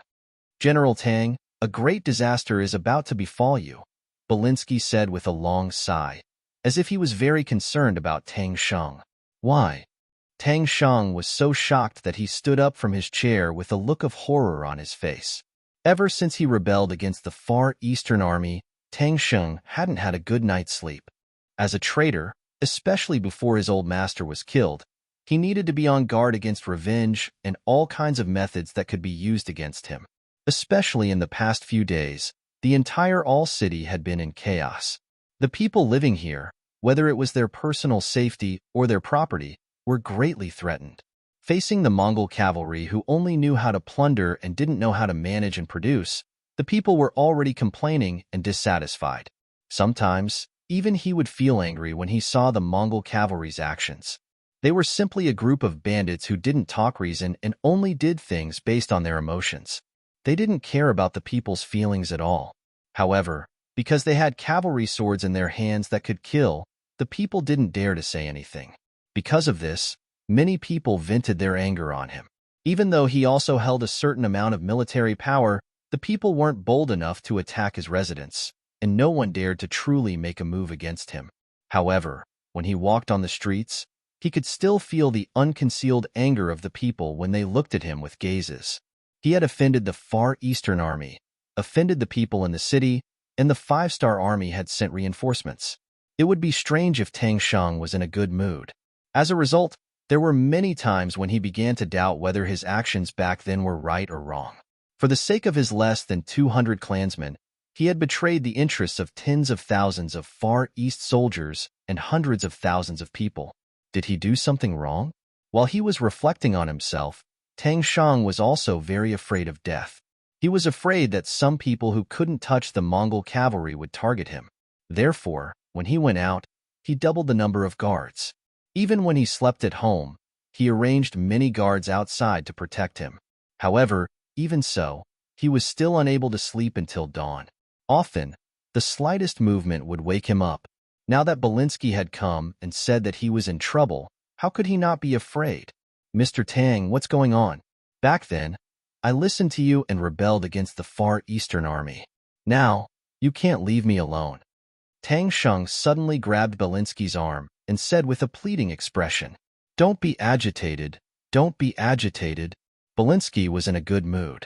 Originally, he thought that it would take some effort to scare Tang Sheng, but now, it seemed that he was simply a bird that was startled by the twang of a bow, so the following things would be much easier. After patting Tang Sheng's arm and making a comforting gesture, Belinsky frowned.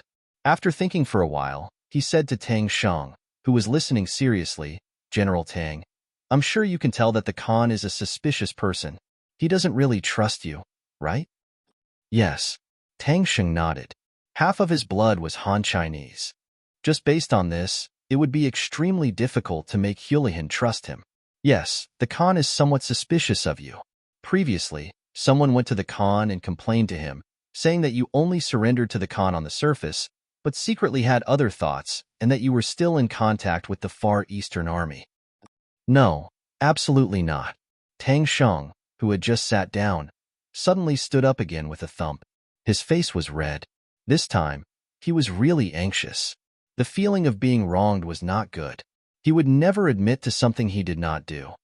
Don't worry, your subordinate will speak. Your subordinate will speak. Belinsky comforted him again, then said, I absolutely trust the general. You have already stabbed the Far Eastern Army. How could you still be in contact with them? I also went to the Khan about this matter and told him that you were innocent. Thank you, thank you. Tang Sheng wiped the sweat on his forehead and said gratefully, Don't thank me. In fact, this matter is not over. I only temporarily dispelled the Khan's suspicion of you. If you want the Khan to completely believe you, you still need to do something. Belinsky began to lead the topic to the trap.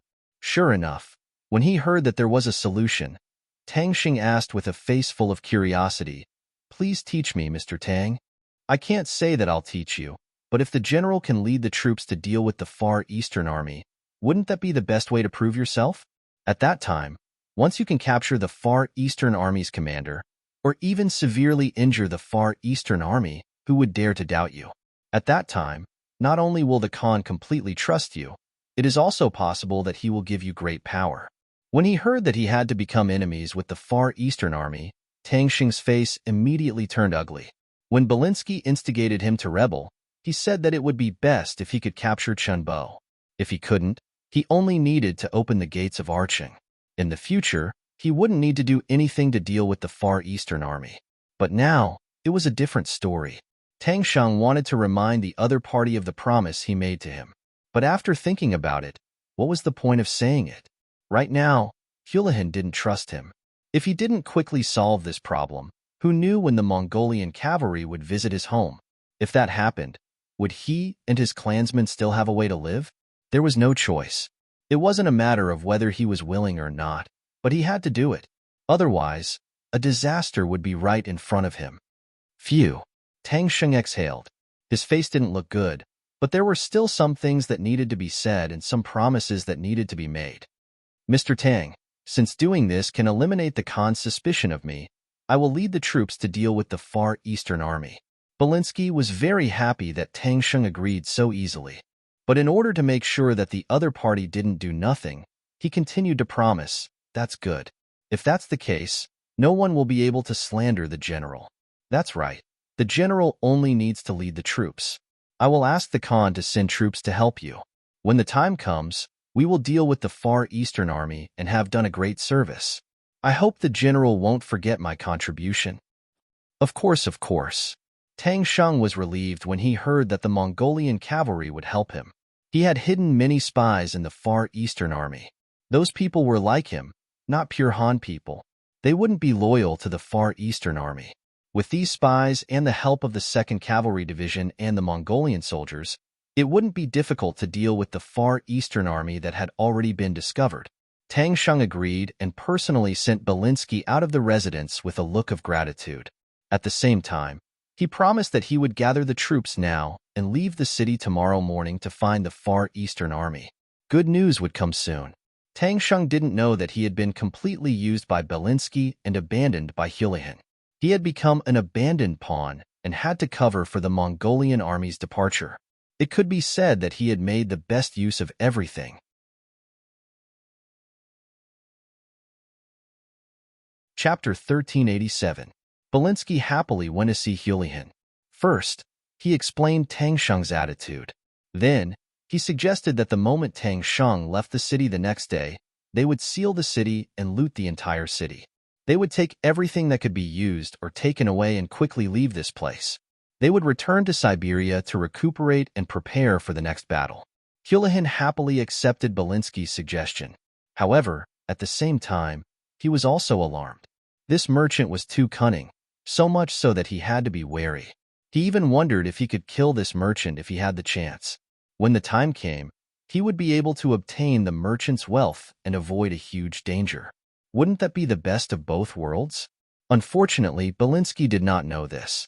He was still fantasizing about how he could expand his caravan in Siberia with Hulahan's support. He even thought that without Akmu, Hulahan would be in urgent need of talents. He should have the ability to take over this position. This was the difference between a merchant and a ruthless person. Merchants thought more about benefits and how to make use of each other in a win-win situation. Ruthless people were different. They mostly did things based on their hearts. Once they realized that there was danger, they would kill without any reason. As for the consequences, that was something to be discussed in the future. As for Tang Sheng, after receiving Belinsky's reminder, he began to gather his troops that afternoon. After bringing enough rations for 5 days, he bade farewell to his clansmen early the next morning and led his troops out of Archeng. Not long after he left the city gates were closed. At the same time, they began to loot. In order not to attract attention, there was no fire in the city. Everything that could be looted was looted, and those that could not be taken away were smashed. For a time, the city was in a mess. Even General Tang Sheng's residence did not escape. Belinsky personally led the army to charge in, and then there was a round of looting. Tang Sheng was a division commander. When he chased Bo and the others away, he took a lot of good things. Now, they were all in the treasury. Now, Belinsky had benefited from them. When they saw the boxes of good things being carried out of the Tang residence, the clansmen who stayed behind to guard the residence could not take it anymore. They all went forward to stop these actions. This made Belinsky unhappy. Since he had decided to go all the way, he gave the order and the Mongol cavalry began to kill. Very quickly, the Tang manor was filled with blood, and the stench of blood filled the air. Even after all of the clansmen had died, many of them still had their eyes wide open, as if they had died with a grievance. They really couldn't imagine that the person who came to the residence yesterday and was sent away by Tang Sheng with endless gratitude would suddenly reveal killing intent today and kill all of them. What exactly was going on? The chaos in all city also affected the intelligence personnel of the 5-star army in the city. However, because some of them were dressed like beggars and had no money, they did not attract the attention of the Mongolian soldiers.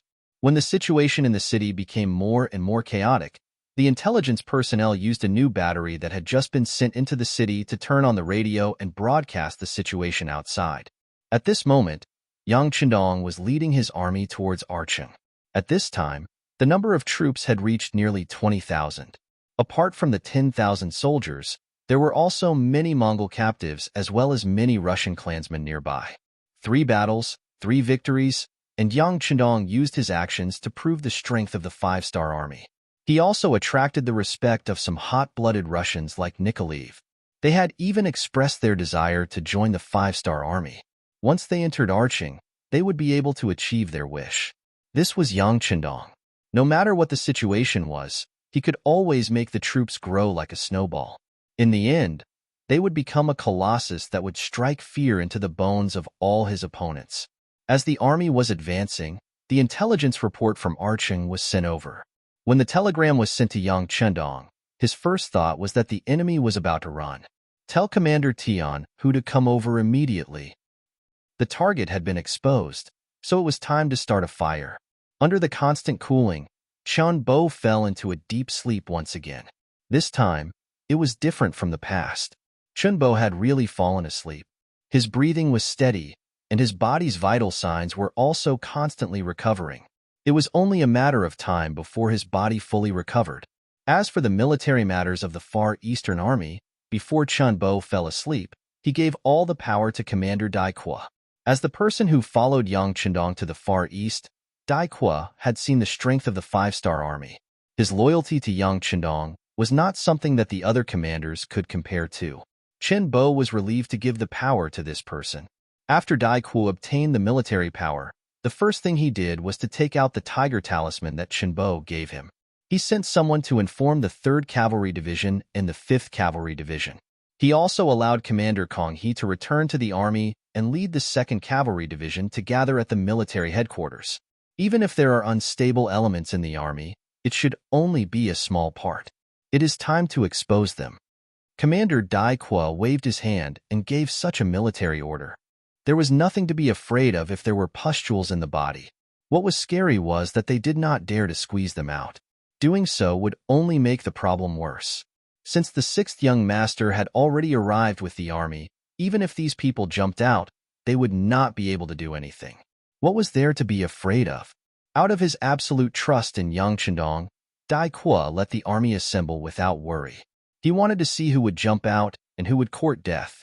At the same time, he also sent a report to Yang Chendong, informing him that the Far Eastern Army was not very stable and asking for reinforcements. Yang Chendong had thought a lot about the problem of the Far Eastern Army on the way here. Considering that he was entering alone, in order to expand the army, the political review of the source of soldiers was not so strict. As a result, there were all kinds of people mixed in. This was something he could understand. But understanding was not giving in. They ate his food and took his salary, but they wanted to rebel against his master. If he did not punish them well, where would the justice be?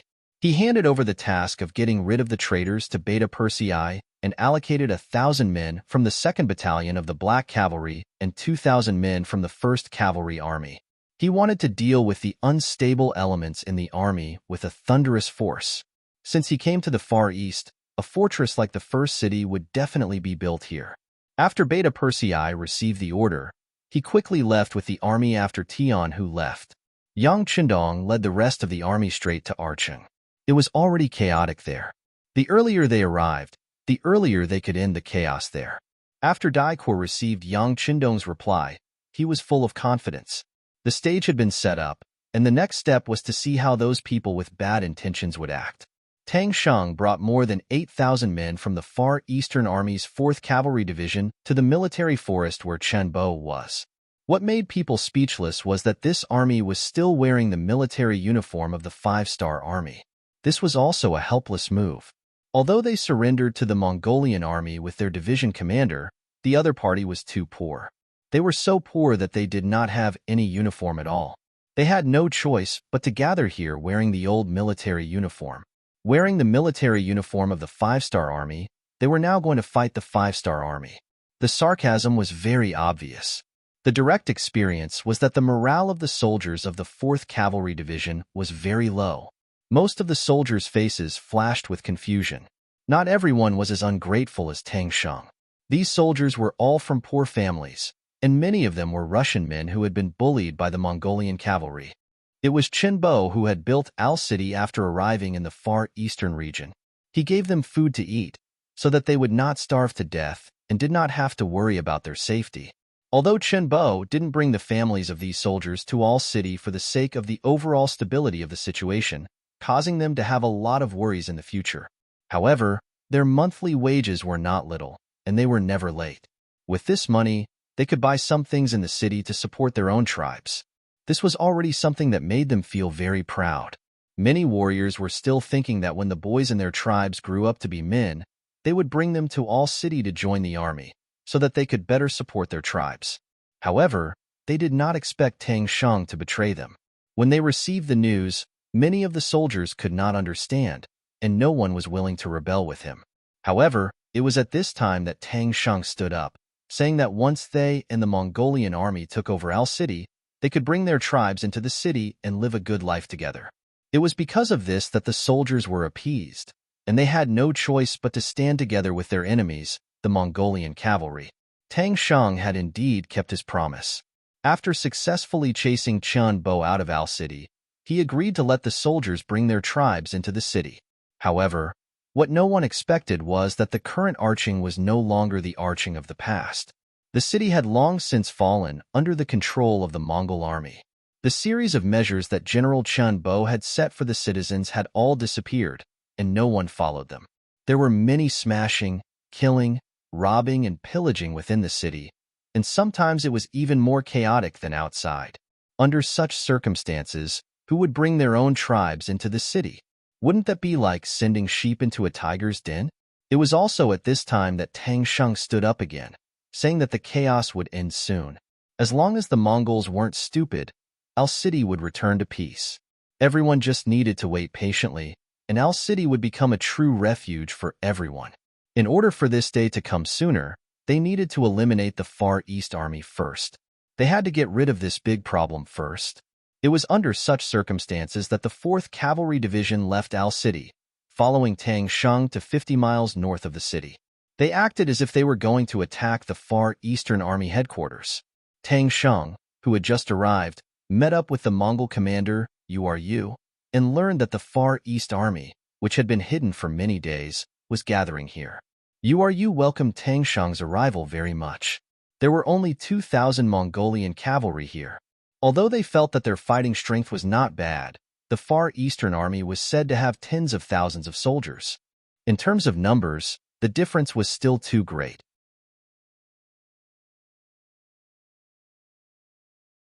Chapter 1388. Tang Sheng's arrival was not just a matter of increasing the number of soldiers by nearly 10,000. This person was once a division commander of the Far East Army and had many old friends in the army. If this matter was handled well, turning an enemy into a friend, how much help would he gain? General Tang, we will launch the attack tomorrow. When the time comes, both sides will be at the foot of the mountain. I hope that the general can use his glib tongue to gain merit before the battle. At that time, I will truthfully report everything I see to the Khan. Ulu said with a fake smile on his face. He was reminding and also warning Tang Sheng that tomorrow's battle was very important and that he must do his best. Your praise will also be known to the Khan. You must not miss such an opportunity to gain merit. Yes, this general understands. Tang Sheng cupped his fists and said with a very humble attitude. Although the other party was not as good as him in terms of numbers, the other party was a Mongolian general. In comparison, he was far inferior. He had no choice but to flatter the other party. Ulu left the tent, leaving Tang Sheng behind to think about some information about the officers of the Far Eastern Army. If he wanted to persuade those people before the battle, he had to do some homework in advance. This battle would also determine his position in Hulahan's heart. He did not dare to be careless in the slightest. Of course, if he knew that Hulahan had already abandoned him and fled, and that his mansion in All City had long been robbed by the people he trusted, Belinsky, and the people he regarded as his life had also been killed, he probably would not have such thoughts now. At the same time, in the headquarters of the Far Eastern Army in the mountains, Daikwa also contacted Beta Persei's reinforcements who had arrived at the periphery. When he knew that Beta Persei was already outside the mountains with 4,000 cavalry and could appear at any time, Daikwa's heart was greatly relieved. He also began to look forward to the arrival of dawn. He wanted to see how many disloyal people there were in the army. He could take advantage of this opportunity to take them all down. The night would eventually pass. On the morning of the second day, both armies began to gather outside their respective tents as if they had discussed it beforehand. Both sides had their own thoughts, but with the same goal, they did not fight to the death right from the start. Instead, they arranged themselves in a formation, looking like they wanted to use their power to suppress the other party. The Mongolian army had over 10,000 cavalry. Adding the 3 divisions of the Far Eastern Army and 20,000 cavalry, they had over 30,000 cavalry. Fortunately, the open space under the mountain forest was not small. But even so, from afar, all kinds of flags fluttered high up in the sky and stood in all directions, giving off a boundless and endless feeling. It took nearly 4 hours, starting from dawn until the sun was high in the sky. Finally, the armies of both sides were in formation. Then, it was time for the commanders of each side to take the stage. As for the 5-star army, Chen Bo was still recovering, so he did not appear. The one who replaced him was Daikwa. This was enough to show his authority from the fact that Chen Bo's guard captain, Xia Qian, appeared beside him. Other than Daikwa, the 2nd Division's commander, Kong He, the 3rd Division's commander, Shi Xiaolin, and the 5th Division's commander, Wu Ba, all appeared with their respective cavalry. But what was interesting was that these 3 divisions were not gathered together. They maintained a certain distance between each division, giving off a sense of vigilance. In comparison, the Mongol army only had Tang Sheng, Ulu, and a few other generals at the front, and their numbers were much lesser. But the advantage was that they seemed to be united. More importantly, Tang Sheng was going to recruit them. This was the most important thing. This was because if this matter was done well, The military strength and morale of both sides would decrease while the other side would increase. It was even possible for there to be a reversal. After both sides were in formation, Tang Sheng rode out under General Ulu's signal. In the sudden silence of both camps, this action was too eye-catching no matter how one looked at it. As Tang Sheng leaped out of the formation, all kinds of discussions began to spread uncontrollably below. There were very few generals in the Far Eastern Army who did not recognize this 4th Division's commander. Especially this time, the Far Eastern Army had lost El City, and it was all because of this person. This time, it was difficult to not recognize him. He was just a traitor. No one knew what he wanted to do. Could it be that he wanted to repent after seeing the strength of the Far Eastern Army? A few Far Eastern Army soldiers who did not know the truth thought like this. Only some officers who had other thoughts revealed an indescribable expression in their eyes. It was unknown whether they were happy, hesitant, or hesitant. Before Tang Sheng spoke, they probably hadn't made a final decision. Commander Dai, the traitor Tang Sheng has come out. Please allow this general to kill him. The head of the guards, Xia Qian, glared at Tang Sheng and clenched his fists when he saw him gallop out. His eyes were filled with hatred as he spoke. No rush, no rush. Let's wait and see.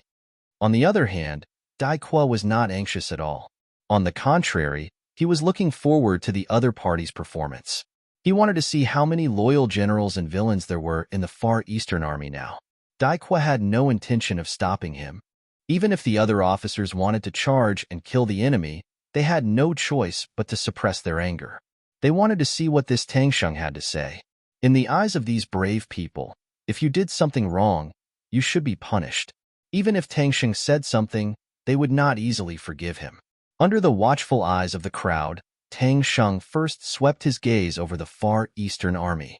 After recognizing many of his colleagues, he finally opened his mouth slowly.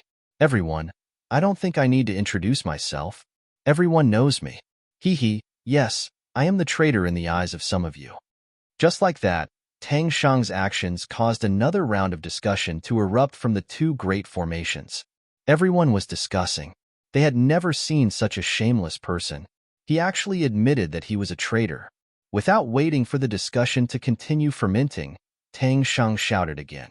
But I want to say now, I am not a traitor. I am loyal to my tribe. Half of my blood is Mongol. The reason why I led the Mongol army into Arching was to protect my tribe and continue to reproduce. What's wrong with that? Tang Sheng was almost shouting when he asked, "What's wrong?" After saying this, his face became a little ferocious. Is it wrong to think for my tribe? If that's the case, what's the point of being born? If I can't even protect my own family, how can I be a man?